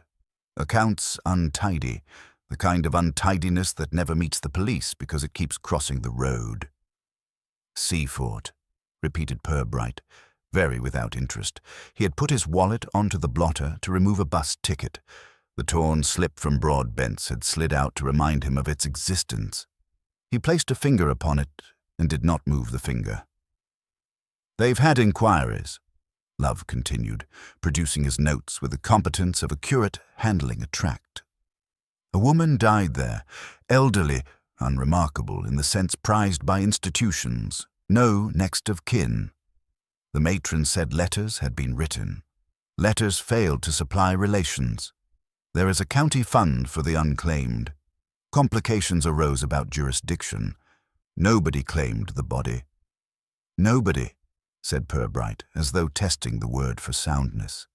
"And yet she had a name." "Possibly 2, said Love. "Mrs. Hearn's name has adhesive qualities. People attach themselves to it because it looks as if it belongs on envelopes. The matron, retired, now employed by chance, mentioned a Miss Hearn once receiving parcels there. Stamps proved unreliable, handwriting reliable in its trembling. I asked for details. She remembered biscuits, thin kind and something else not meant for nurses." "Carnations," said Purbright. Love looked agreeable. "People buy carnations because they think grief requires something that won't answer back, and because they are obtainable without confession," the inspector added. He turned the invoice sliver so that the torn line faced him. "Personal effects. A. Her. One had only to be optimistic to complete it. One had only to be cautious to avoid doing so." "Any word about the sale?" he asked. "Dispute between trustees that had stopped doing much trusting," said Love. "Buyer from away. History of changing curtains and declaring improvement. Staff rationalized. That is to say, sacked. There was a week when nobody decided anything. Accounts froze with relief. Somebody offered to take the problem of the unclaimed off their hands." "Somebody being Flaxborough?" asked Purbright, courteous as a man inviting a fact tea. "Could be," Love replied. "You know how towns are, awake to reputations, alert to parsimony. A pauper's grave in Seafoot might have felt, to our committee, like losing a match at home." Purbright allowed the picture to take itself. A telephone call conducted between persons who would never admit to being on first-name terms. A phrase about Christian duty put to practical use. A vehicle, perhaps the pharmacy van when it had a gap in its timetable, making an errand that did not appear on paper because compassion is often a margin note. He wondered when exactly goodness had become so heavy that 2 hands must carry it without being seen. "Mrs. Hearn herself?" he asked, as though the lady had wandered into view and needed explaining. "Nothing official," said Love. "Neighbors praise her tidiness and suspect her of secrecy.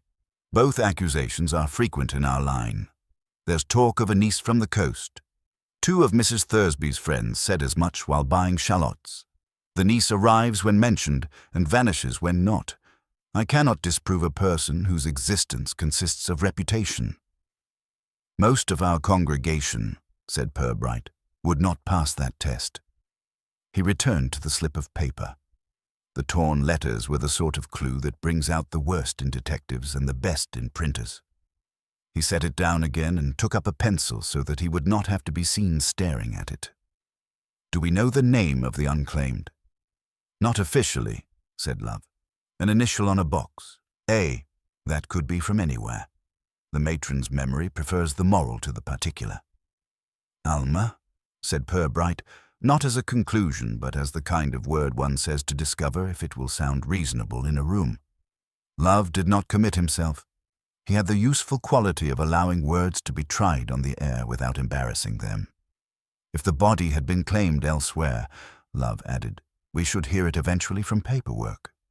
Paperwork does not enjoy silence for long. Unless, said Purbright, paperwork has been replaced by presentation. They sat for a while, with the fugal hum of the square coming and going through the open window, the chime of a bus making a promise it could not keep, the argument of a bicycle bell with a pedestrian who believed bells were meant for Sundays. The room adopted the valuable habit of offices that know how to assist thought by not volunteering to help. Love rose to refill the kettle, which boiled less in obedience than in habit. He brought back 2 cups of tea arranged with the nicety of a tray carried across carpet. We are, then, left with a grave that behaves as if it contains someone who was inconvenient elsewhere, he said. Convenience is not a motive. It is a method. It can become a motive, said Purbright, when a town sees itself in the mirror and disapproves of the angle. He opened his notebook and, beneath earlier notes about carnations and library machines, wrote, Seafort, convalescent home, sale, dispute, unclaimed body, week of indecision. He added on the next line, niece from coast, will business, marmalade season, people talk. The parentheses pleased him. People behave better when enclosed. Would you like me to speak to the hospital mortuary? Asked Love, properly literal. In due time, said Purbright. For the present, we will ask our parish to continue not saying what it is not thinking. They have been doing it very well. Love accepted this policy with the equanimity of a man who has made his peace with strategy. He reached for a biscuit, examined it for moral fiber, and decided to take responsibility. Purbright, left to his private industry, unfolded the greengrocer's paper bag. Mr. Broadbent's triangle had held well. The oranges rubbed their shoulders together like respectable acquaintances presenting themselves at a door. In the creases of the bag, a ghost of the invoice reappeared, a second line crossed by scissors, but polite enough to remain legible. Delivered in person. The words clung to the paper as if insisting that even commerce might prefer to recall a human hand. He refolded the bag and allowed himself the small satisfaction granted to those who like their clues to be shy.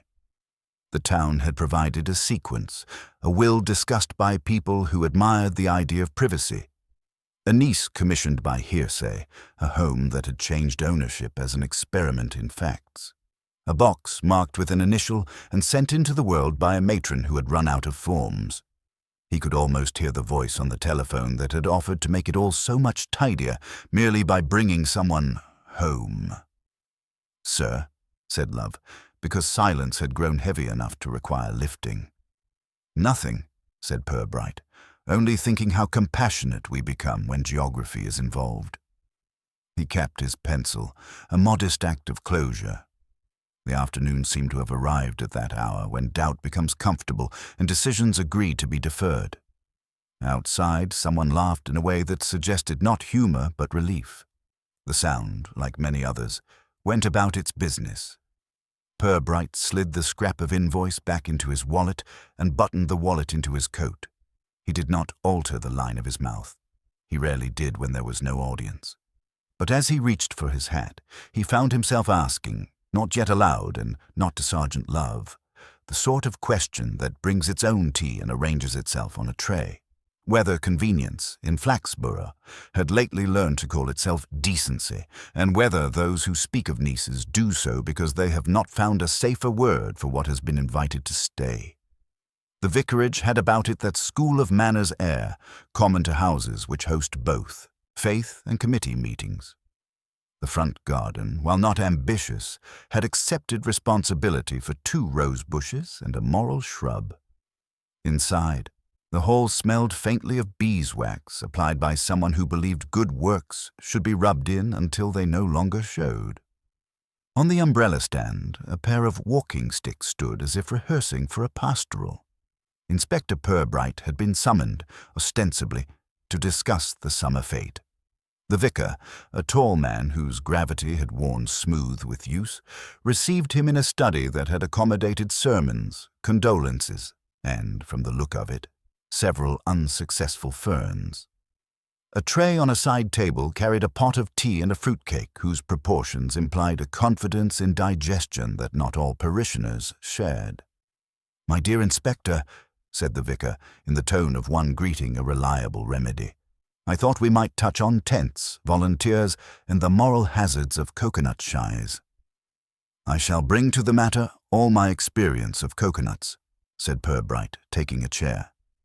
The tea arrived with that rustle of china which signals that truth, if it comes at all, shall arrive decorously dressed. The vicar poured, then sat and engaged for a moment with the sugar tongs as if they were ethical quandaries. "The fate will want, as always, cheerful restraint," he said. "Restraint has been our parish's most serviceable virtue." "So I've found," said Purbright, who was content to open the meeting at the wrong end. "It does wonders in minutes." "Yes," said the vicar, and allowed the tongs to retire to their plate. "Inspector, I asked you here for another reason. You will forgive the pretext. It seemed unhelpful to discuss grave matters in the porch." "Grave matters," repeated Purbright, as one might repeat a diagnosis to an honest physician. The vicar's eyes consulted the window where a lilac, slightly ahead of the season, argued for optimism. "You have heard, everyone has, that there is an unrecorded place in the churchyard behaving as a grave. I felt it best to say, in confidence and without elaboration, that I permitted, that I did not prevent, a Christian resting place being afforded to an unclaimed body." The sentence had the finish of something that had been drafted with care, revised for mercy, and then ironed. Purbright did not disturb its pleats. "Unclaimed," he said. A hard word. "It was softened by circumstance," the vicar replied, his hands, flat on his knees, resembling pages kept from turning. "Persons of good standing sought to avoid what they called, their phrase, the indignity of a pauper's burial. They were not wrong to consider the optics. Though I dislike the word, it seems to do great service in committees. Committees have found it polysyllabic and therefore useful." A mild color came and went in the vicar's face, like hesitation crossing a lane. They expressed a wish to preserve certain family narratives, he said.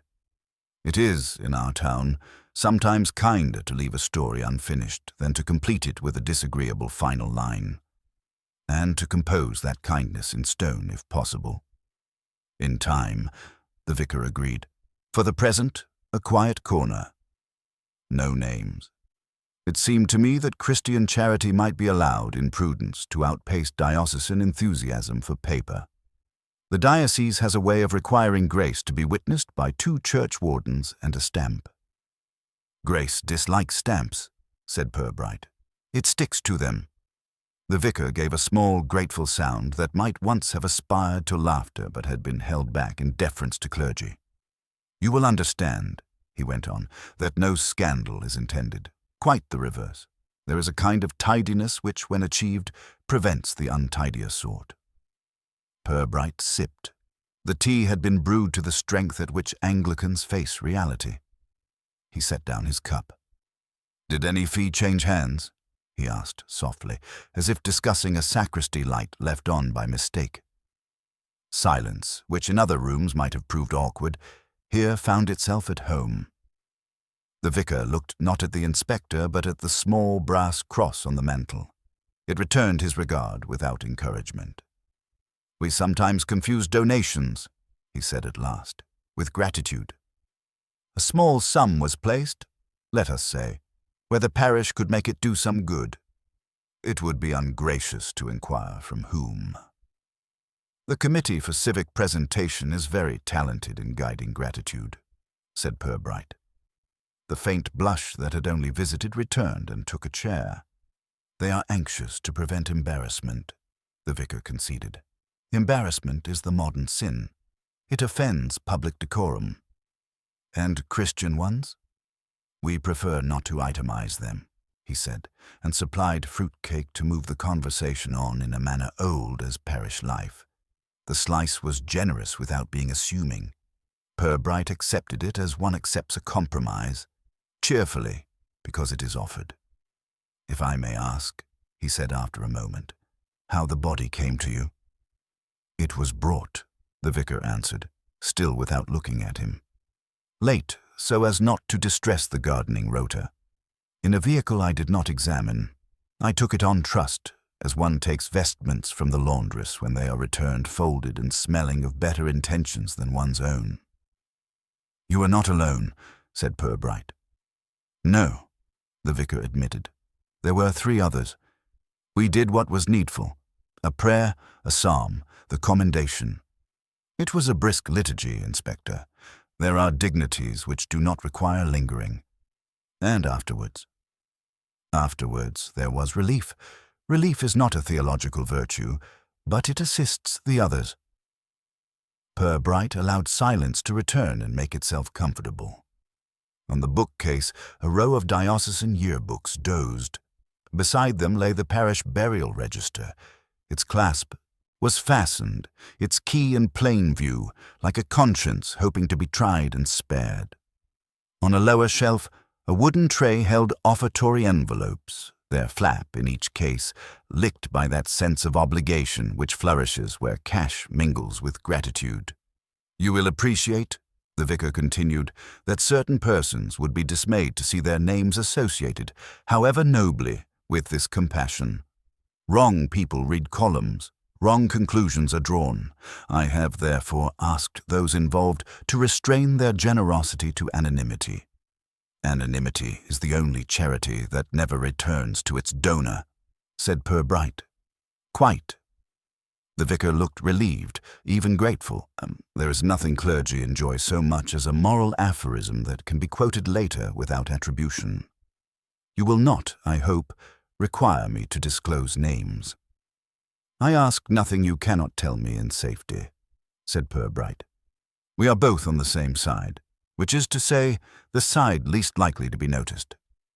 "Thank you," said the vicar. He took up a sheet of paper, then set it down again. The gesture suggested a man who has learned to revisit his second thoughts before giving them away. "I would add only this. The family, if family is not too strong, who showed concern had their reasons. They believed the deceased to have belonged, if not by birth, then by intention, to our town. They may have been mistaken about law. I thought it unchristian to correct them with a statute." "Unchristian," said Purbright, "and unproductive." "Exactly." He brightened a shade, and with an air of a man earning the right to be forgiven, set a second slice of fruitcake before his guest. They spoke, minutely and with apparent sincerity, about tents, hymn choices, whether the bottle stall could be made less obviously an allegory of temptation, and the deplorable tendency of the coconut shy to encourage force over skill. In these matters, the vicar was at his ease. He derived modest pleasure from steering the fete away from vulgarities and toward raffles of superior jam. When the tray had been shorn of its usefulness and conversation had dwindled to the acceptable amount of weather, the vicar ventured, "You will exercise discretion?" "I am fond of it," said Purbright. "It returns kindness when treated well." "Then may I say," the vicar went on, more quickly now as if the ending of the subject might be caught by the tail, "that if a stone must be raised, it can be done in a manner that does not attract the bleak attention of curious strangers. A small marker, no dates, an initial perhaps. One does not guard the dead by turning them into headlines." "One does not," agreed Purbright, rising, "and one does not keep secrets by burying them in tidy places."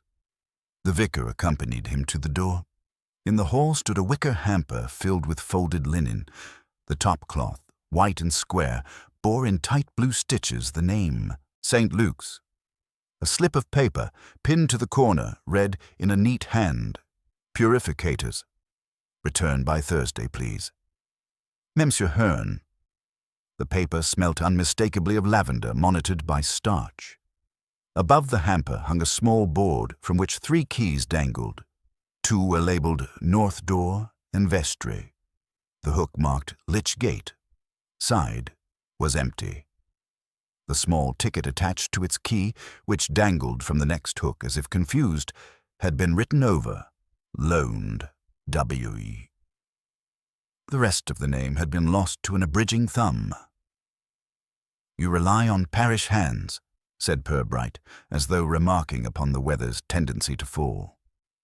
"We do," said the vicar, with the pleased humility of a man who has retained a custom. "The laundress is particular. Her predecessors taught her to treat linen as if it were doctrine." "Does she collect from here?" "Usually."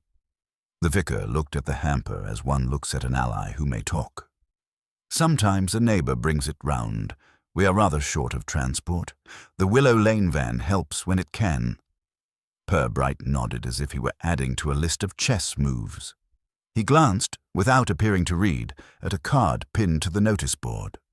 "Altar Linen Rota, Mrs. M. Hearn, W. Lane, weeks 2 and 4. The G in Linen Rota, washing sagged in the middle like a letter accustomed to a different machine. Nearby, a small open ledger, Offertories, lay on a narrow table, its most recent page interrupted by an entry in a less parochial hand. Special Presentation Fund, remitted. Someone, conscientious to a fault, had drawn a faint line through the last word as if to make it less audible. The vicar, seeing his guest's gaze rest a fraction too long, moved a vase of daffodils into a more prominent position. "Spring," he said decisively. "Spring," said Purbright, with all the agreement required of him. At the door the vicar hesitated, then reached for the phrase best suited to endings. "I ask only that you avoid precipitate conclusions."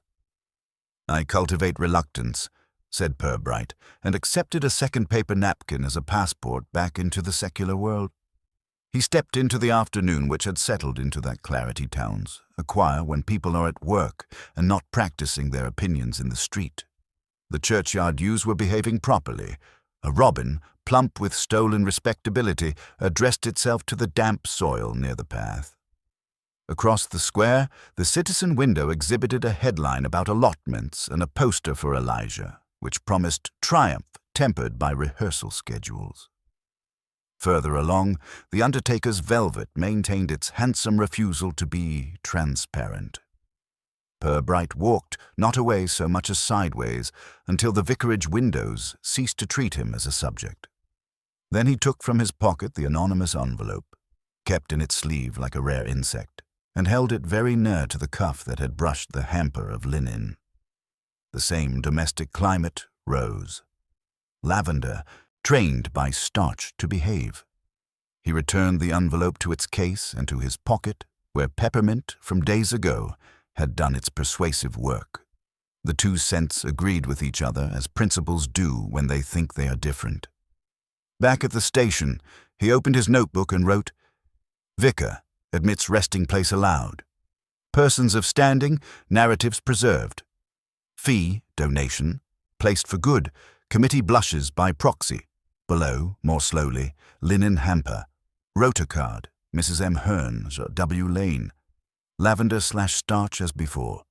Keyboard, side lich gate, loaned, due. Offertory, presentation fund, remitted, lightly crossed. He underlined nothing. It is a habit of the impatient. He sat a minute longer than necessary, as if waiting for the room to adjust to what had been written. Then he closed the book and, with a politeness no one would see, set it straight upon his blotter. The afternoon had not changed color, but it had altered its weight. Somewhere between a hamper label and a missing key, between a remitted entry and a rota that recurred on weeks 2 and 4, Charity had revealed, without meaning to, the neatest seam in its dress. He did not pull at it. He merely felt the thread against his finger and asked himself, silently, because one should, whether a laundress who returned the church's purificators on Thursdays had also returned, some evening late, a body to a parish that had decided it belonged. Well-beloved son was attended that morning, by the son only in an inherited sense. Mr. Wellbeloved had gone out on errands, a phrase undertaking houses employ for any activity that does not wish to be timed. In his place stood the assistant, a young man shaped by tidiness rather than muscle, who contrived, without actually bowing, to look as though he would apologize for stares if asked. "Mr. Wellbeloved is detained, sir," he said, adjusting the position of a brass paperweight as if to comfort it. "I have the run of the books." "Only the correct ones," said Inspector Purbright. "Those too," said the assistant, not quite smiling. "There is also the attic ledger, sir, the old index. Mr. Wellbeloved prefers to keep it for heritage and for comfort." "Comfort," Purbright observed, "is the most traditional form of filing." The shop itself, the velvet, the potted palm that had renounced hope, had set its face for respectable commerce. But when the assistant raised the flap at the counter's end and conducted him through to a back passage, the tone altered. There was the smell, neither disrespectful nor quite devout, of wood that has been left to itself. A steep staircase presented its narrow steps like moral instructions. The assistant preceded the inspector with a caution that implied not fear of falling but reluctance to arrive. "What we call the attic," he said, "was originally the counting room." "Before my time, sir. We do no counting there now." "Only remembering," said Purbright. The room at the top was taller than one expects from places always described as low. A dormer window admitted light, reluctant to flatter. Across a long table lay the relics of rectitude. Blotters the color of tea, a tin of pins labeled "useful" in a hand that had outlived its author, and a ledger whose cover, once black, had negotiated a truce with dust. The assistant stood aside as one might when introducing an elderly relative with strong views. "We never throw it away," he said, with that proprietary shame particular to those who obey custom while suspecting it of mischief. "Some entries were not transferred. Mr. Wellbeloved says that getting to the bottom of a thing can increase its volume." Purbright set fingertips to the ledger's edge and drew it towards him. The paper was heavy, those old leaves that turn as if they resent the second motion but are prepared, with dignity, to allow it. Ink lived on the earlier pages with the clarity of names that were proud to have been spelled. Farther in, pencil had been employed instead, as though certain arrangements, being modest, did not wish to be permanent beyond the degree that habit could guarantee. "Indexes," said the assistant, "were kept as promises. The official register is the promise redeemed, and promises not redeemed are not always rescinded," the young man replied, lowering his voice in the instinctive manner of people within 6 feet of the truth. Purbright turned to a page marked by the tolerably straight feather of a ribbon. There lay a column of notations in a fine, conscientious pencil. Client, private party, repose arranged, quietly. Donation remitted, carriage as advised. Between two such transactions, a single line had been entered a shade more strongly than its neighbors, the pressure of the letters bruising the paper beneath. It read, "Alma Hearn, interment, quiet, attic only." The date, pleasantly unspecific, would have satisfied a clerk. To Purbright it matched, almost to the week, the grave's current condition. "Attic only," he said. The assistant stood straighter. "That notation, sir, is old. It signifies an item to be brought forward when the formal book is next balanced, if it is appropriate. And if not, then it stays where it does no harm." Purbright studied the pencil's line. The middle stroke of the H had thickened, as though the hand had hesitated and then chosen certainty. Beside the name, a faint erasure suggested that an initial had first been tried and, finding itself unequal to recognition, expanded into the syllables of full acquaintance. "Who wrote these?" he asked. "The hand is Mr. Wellbeloved's," said the assistant, "but not all the decisions are." They were quiet a while in the attic air. Below them, the shop made those skeletal sounds of a house performing its habits, a bell giving up a tremor, the door relieving itself of draught. The assistant, with no intention of haste, brought from a mug the pencil used for pointing. It was a promotional thing of the sort not offered to undertakers as a rule. Hexagonal, bitten down and stamped, now faintly, Willow Lane Pharmacy. Purbright looked at it and, being a polite man, did not appear to do so. The assistant tapped gently at a column. "You notice, sir, the entry 3 above. Fee. Remitted." He said remitted as people say the creed, well and without relish. It occurs when the presentation fund assists, or when the committee prefers not to appear in a receipt. "And headstones are inscribed by angels," said Purbright amiably. "Not as a rule," said the assistant. "As a practice." He turned the leaf back and, with the care one takes when demonstrating the stability of a shelf, showed that the pressure of the pencil had embossed the dirtier sheet below with a mirror of the words. They were not perfectly legible. No secret ever is, but one could, with a soft rubbing, restore an outline. Purbright did not rub.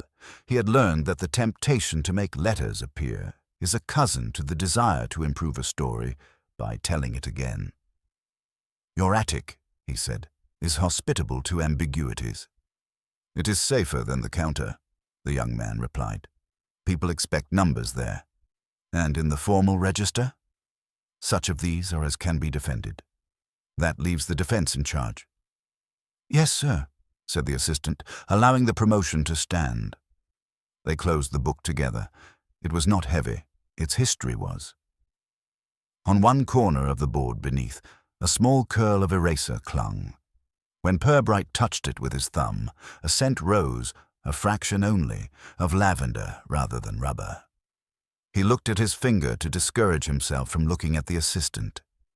"The attic has been visited recently," he observed.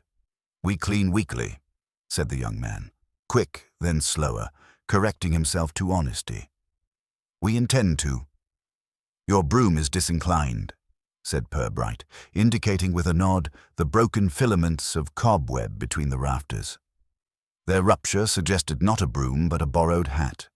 Footmarks, dry, narrow, their edges still crisp, had printed the dust where a person had stood at the end of the table and reached. The soles had been sensible, and not new.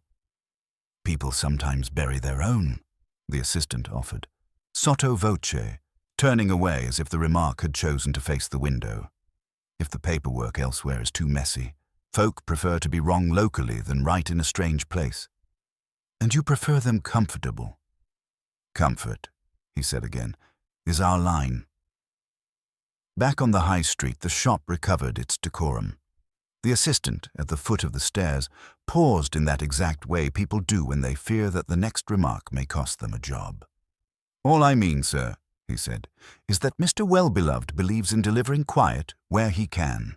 The town orders it." "Orders," said Purbright, "or subscribes."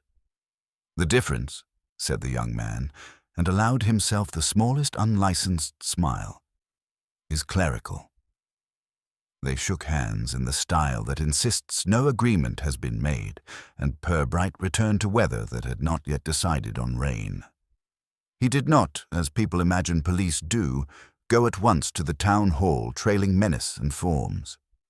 He went instead to a door with frosted glass and a brass label, electoral registration. Inside, a woman called Mrs. Lady, whose maiden name had been tested on envelopes for a quarter-century before retiring, presided over rolls with a loyalty approaching affection. "Another of your historical interests, Inspector," she said. Her cardigan was a document in favor of continuity. "If you will permit me," said Purbright. "A family matter. I'm looking for a person known locally as Alma Hearn." Mrs. Laty's fingers moved across the binders with the speed of a woman who has made geography obey her because nobody else would. "Hearn," she said. "We have a Mrs. Margaret Hearn, Willow Lane." She drew the book nearer. "Maiden name recorded, Alma H." A pause occupied itself in being meaningful. "Alma is the maiden name," she clarified. "Not a separate elector, We have no Alma Hearn as such. Not in the borough. Not as a deceased either. Not as a deceased, Purbright repeated, as if testing the soundness. Could Alma have left and returned invisibly? Not with my permission, said Mrs. Leyte, with the narrow pride of a gatekeeper who knows that gates can be jumped but rarely are. I have a note of her marriage, the old parish forms, still legible if one believes in magnifiers, and a line written by a conscientious vicar. Ne Alma Hearn. That was long ago. People do things, Inspector, and then become the type of person who is said to have done them. He thanked her, which cost nothing and relieved both. On the pavement he stood long enough to be considered thoughtful by passers-by who preferred to have policemen thinking elsewhere. He opened his notebook and wrote without heat. Attic ledger, pencil. Alma Hearn, interment. Quiet, attic only. Data lines with mound. Pressure marks, faint erasure before Alma. Assistant, pharmacy pencil. Eraser curl scented, lavender. Footmarks, sensible shoes. Recent. Electoral rolls. Alma Hearn as maiden name only. No death registered. Mrs. M. Hearn, W. Lane confirmed. Ne Alma. He closed the book and, for a time, let traffic be the only movement he allowed.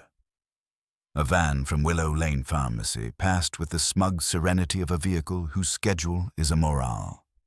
The driver glanced neither left nor right. Virtue rarely does when running to time. The citizen window opposite had chosen a headline about allotments and, perhaps in anticipation of spring, carrots. In the station, Love listened, not interrupting as was his practice when trouble came dressed as civility. So, she is two people, he said when the account had reached the line about maiden names and missing deaths. She is one person, said Purbright, and a name is a second. It is convenient when both are to hand. Convenience again, Love observed. It is beginning to look like motive. Method still, said Purbright. But methods sometimes take the chair when motives are late. He drew with a soft pencil the outline of a square, habit more than necessity, and found that the pressure left a ghost on the sheet beneath. He shaded and brought up the square's cousin as though he had conjured a shadow. In the attic, the ledger had done something similar, stored the bruise of a decision under the line in which it had been written. The town, by analogy, was made up of such pressure marks. You could, if patient, read the page below. He thought of the undertaker's assistant pointing with a pharmacy pencil, of the attic cobweb torn by a hat which would never admit to climbing, of the word remitted repeated like a psalm in accounts which preferred to regard compassion as a debit. And the entry, Alma Hearn, interment, quiet, attic only. A name not dead in Flaxborough, but made to lie down as if it had earned the right. If a body had travelled from the coast to the churchyard, it had been given credentials on arrival, not forged, merely inherited. Late in the day, when light has begun to behave as if asked to mind the children, Purbright took out the scrap of paper he had gathered in Broadbents by ordinary retail. Personal effects. A. Her. He placed it beside the note from Mrs. Leyte's book and the memory of the attic inscription. All the beginnings of Hearn, like rehearsals, declined to perform the final letter on command. He had no impatience for endings. They have a way of coming forward, like names at fate, when their chair is empty long enough. He rose, not to go anywhere in particular, and found himself returning, briefly, the pharmacy pencil the assistant had left on the counter by accident. A kindness or a habit, sent after him by a boy who did not realize he had handed over a clue. He placed it on his own blotter as one sets down a thought one does not wish to argue with yet. The gold letters on the hexagon were almost rubbed away. Enough remained. Willow Lane Farm. The final syllable had gone the old way of endings in this business, lost to use, understood by context. He did not sharpen it. He left it blunt. It was adequate as it stood for pointing at what everyone already knew, and no one would say, that Flaxborough's discretion was not a habit at all, but a service, ordered, delivered, and, when suitable, remitted.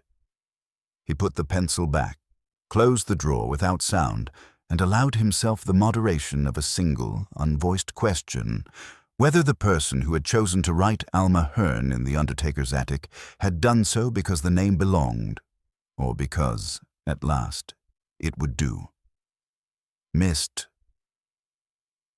had taken possession of the churchyard with the thoroughness of a parish secretary. It wrote itself along the tops of the stones and went about the lower ground with a hush that could be mistaken for reverence. Inspector Purbright, who had not come to be moved, allowed the place to do what it liked with the air so long as it left the facts alone. The corner behind the yews, where the turf had learned recently to sink, now displayed a vase of chrysanthemums with stems so clean they looked as if they had been given a talking to. The carnations, brown about the edges last week, had been promoted to the bin. The chrysanthemums were white with a kind of municipal conviction. Their paper, a dull green with a non-committal sheen, had been folded and tucked not by a hand but by a method. No card had been attached. At the base of the vase, a thread of cream cotton, the sort used for tying linen in proper houses, had been knotted and then, as if ashamed of its domesticity, tucked tight beneath the outer leaves. Purbright stood long enough to be counted as a man thinking about death by anyone who liked to score such things, and then, because the angle of a clue sometimes improves when one discontinues looking at it, turned from the flowers to the path. There, the small shade of footprints had been allowed to remain as a courtesy. The soles were of sensible shoes that had not made up their minds about being new. They approached from the side lich gate and, after a pause that might have been prayer or the retying of a string, withdrew by the same way. It was not the sort of traffic a scandal employs.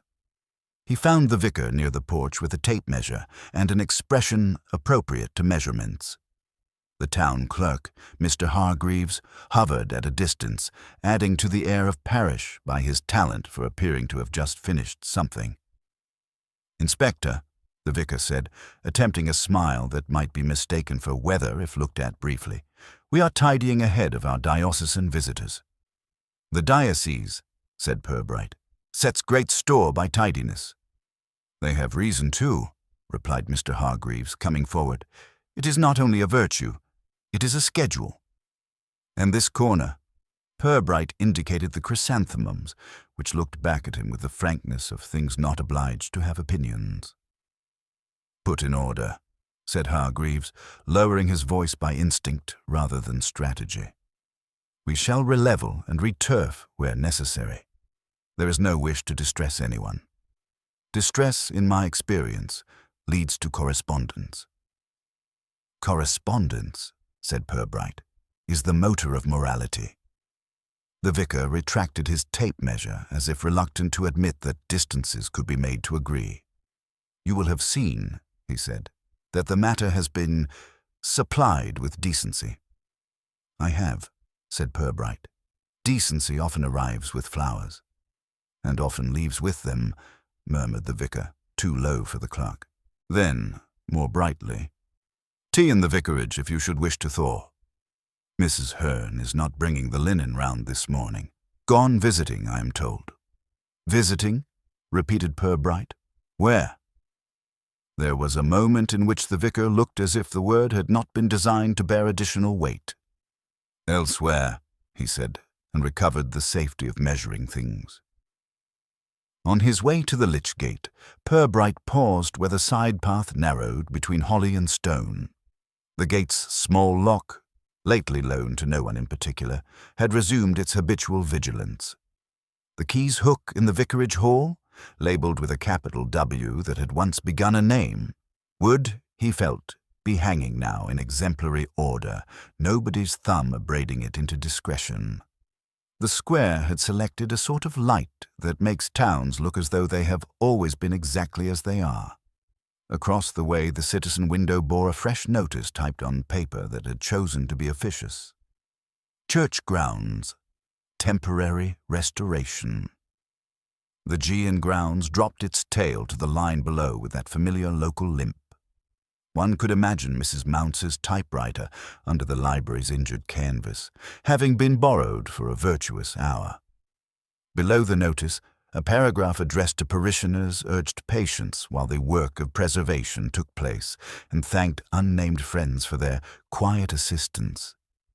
The paragraph had the courtesy to be unsigned.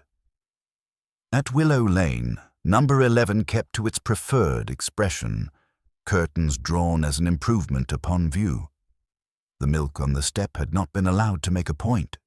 The bottles were in, and their rings arranged with the equanimity of tasks done early. A neighbor across the way, number 12, managed a net curtain with the skill of a person who had learned in youth that windows are instruments and must be played with restraint. Purbright rang. No answer. On the sill to the side of the door, under the potted geranium that had been promised spring, lay an envelope turned face down by weather. He left it. He had never found that rain insisted upon privacy. Back at the station, Love, who had discovered how to bring tea without implying that his superior required consolation, laid a cup on the blotter and a small notepad beside it. "Town clerk telephoned, sir," he said. Gently. He suggests, without instructing, that questions about graves are not for this week. "Questions," said Purbright, "are always for a week in which answers would be inconvenient." "Also," Love continued, "the churchyard men are to scrape, roll and reseed in the section by the ewes. They will do it after dusk if weather allows. Superintendent Strings will keep the public out, and the public will keep themselves out because strings mean rules." "Strings," said Purbright, "are theology you can trip over." He thought of the chrysanthemums and wrote, "Chrysanths, white, municipal, tied with linen, cotton. Footprints to side gate, return same. Notice at Citizen, Library G." He considered adding curtains, Willow Lane. Obedient, and decided that obedience belongs in the margin. The afternoon constituted itself out of errands and those conversations policemen are fated to have with people who wish to be seen speaking to them without later recollection of what was said. Mrs. Thursby paused him by the post-box to remark that garden centres had lost the run of themselves and that, in her view, the prettier virtues were now unavailable without instruction. She did not mention Mrs. Hearn. This was considered tactful. In the undertakers, the assistant, who had learned that one can be loyal to a person by being loyal to a place, returned the pencil he had failed to miss. "Ah," he said, receiving it back with seriousness. "We wondered where that had spirited itself to." "Willow Lane sells good hexagons," said Purbright. "Reliable," said the young man, which, as the town had taught him, is another word for dull enough to be trusted. On his way out, Purbright paused by the velvet. Across the street, the ladies' outfitter had chosen to half-raise its blinds in a gesture resembling compromise. In the glass, he caught the rehearsal of a movement behind his shoulder, Mr. Hargreaves passing by, and heard, without words, the intricate orthodoxy of municipal English as the clerk greeted a councillor, drafts, subparagraphs, agendas, optics, all the small devotions that keep a town in the faith. The hour decided to ring. From the church came the measured, educated voice of the bell. It did not urge. It did not mourn. It told time as a person might, without adverbs, with the authority of repetition. Purbright allowed it to set him walking toward the vicarage, where he had no appointment and could be said, if challenged, to be admiring the lilac. Inside the hall, the keyboard had been arranged to demonstrate that nothing had ever been amiss. Lichgate, sighed, resumed its place. The little ticket, freshly rewritten, now read merely Lichgate, returned. The initial that once had hoped to become a name had been cleaned away with the sort of patience reserved for silver.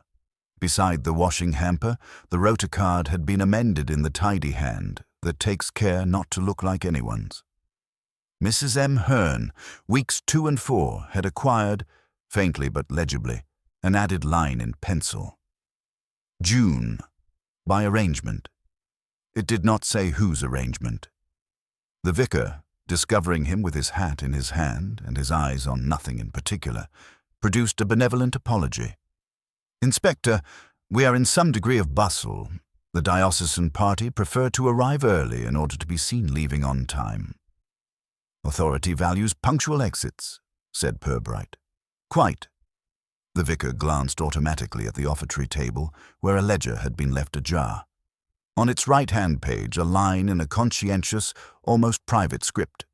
"Special presentation. Fund remitted had acquired a faint pencil stroke, not obtrusive, reducing the last word to a whisper. We must not," he added, "overemphasize our remissions. They are better when no one notices."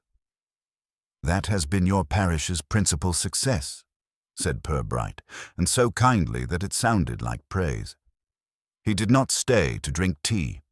Certain decisions are best left uninvited. In the square, the pharmacy van came by, moving at the rate of certainty and smelling faintly of disinfectant and errands concluded. The driver nodded, a general salute to existence. The seasons turned over themselves into something like spring. It was a day that could be improved by not being documented. Evening, its civic version, appointed a groundsman with a rake and a boy with a roll of string. The boy took to his task with that combination of modesty and pride common to people entrusted with cord. Purbright, who had not finished his habit of going past places, found himself at the gate again when dusk began to require lamps. The chrysanthemums still stood. Their whiteness had learned to glow under the night's first attempt at importance. The ground showed the rake's reasoning. A rectangle had been restarted within a rectangle. The string lay, newly taut, like an argument presented in committee. Plain, firm, not to be trodden. He went closer than the string permitted. Men of his rank are allowed small liberties with rules if they are careful not to look as though they enjoy them. In the soil at the foot, where the spade had shaved thinly, a small thing had been spared. It was neither coin nor ring, neither scrap of ribbon nor faded card. It was a sliver of card edge, no more than the size of a fingernail, pressed deep and released by the rake. One side showed the end of a printed word, clipped so that only Faney remained. He did not pick it up. He was not that sort of policeman. He glanced at the vase where the linen string concealed itself, and at the empty air where a laundry ticket might once have been. It occurred to him that epiphany is a word people in towns do not care for. They prefer improvements. Beside the sliver, half in soil, lay the smallest tag of paper. He could not have said why he saw it. It had been folded once, and then, by pressure rather than pen, a letter had impressed itself without ink. An A. Not the A of office, but the A of someone teaching herself to make a mark that would pass for designation. The crease caught what remained of light, and let it go. Purbright stepped back. From the porch came the vicar's voice, instructing a verger on the merits of tomorrow's hymn order. From the path came Mr. Hargreaves, reminding someone in a way that would do for both of them that the public expected ecclesiastical neatness. From the shrubs came the faint authority of small birds discovering there might be enough night for a quarrel. He went out by the side gate. The key did its good work behind him and decided not to be heard. On the notice board by the church door, a new line had been added to the typed announcement. Parishioners are asked to assist by observing the cordon for their safety and ours. The G in observing descended dutifully. There was a dab of lavender somewhere. Someone's scarf, perhaps, or a handkerchief folded under a sleeve. It did not insist upon being noticed. The town clerk met him halfway across the square with a smile designed to convene amicable routines. "Inspector," he said, brightly private. "Well then, we are putting things to rights." "To appearances," said Purbright. "In Flaxborough," Hargreaves returned with real feeling, "there is no difference." They passed one another with more formality than traffic requires. Purbright walked on, then stopped with that unstartling precision which characterizes men whose pauses never draw questions. The undertaker's shop had set a single lamp in the rear, a dot of gold to assure any passer-by that death observed business hours. On the counter, at the place where the ledger usually lay, the assistant had left a notice for Mr. Well-Beloved. Attic, dusted. The word had been underlined once, and then, as if emphasis had betrayed intention, rubbed until it looked like tidiness. When the bell in the tower made its next report to the town, its sound found him by the corner where Broadbent's shut his awning. Each chime, clear and tempered, had the effect of doors closing in sequence along a corridor. He was aware, being fair to facts, of a sort of peace that does not insist on virtue. The grave behind the yews had become a part of the geography. It had learned, astonishingly quickly, how to belong. At home in the station, he opened his notebook for the day's last economy. He wrote chrysanths, cotton tie, side key restored. Notice, library G. Rota amended, June by arrangement. Offertory, remitted muted. Small card sliver. Faney, tag with pressed A.